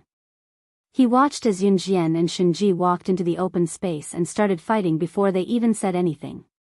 Everyone who came over to take a look was stunned. F***ck. He actually attacked without saying anything. Are these two women even human? His attack speed is so fast. He must have learned some martial arts. The surrounding boys broke out in a cold sweat as they watched Yun Jian and Shen Ji fight. At that moment, Yun Jian quickly gave Shen Ji 10 moves. The real battle between the two had only just begun. What's going on? Song Fan, who was walking over with his old friends, asked when he saw Yun Jian and Shen Ji fighting. They said they're going to fight to see who wins, someone replied to Song Fan. As the leader of a gang in Jiangcheng, Song Fan couldn't help but observe Yun Jian and Shen Ji seriously. He watched as Yun Jian started to attack after defending for 10 moves. Look at her. That girl's going to fight back. I heard she's the president of the martial arts club. Something interesting is about to happen, haha.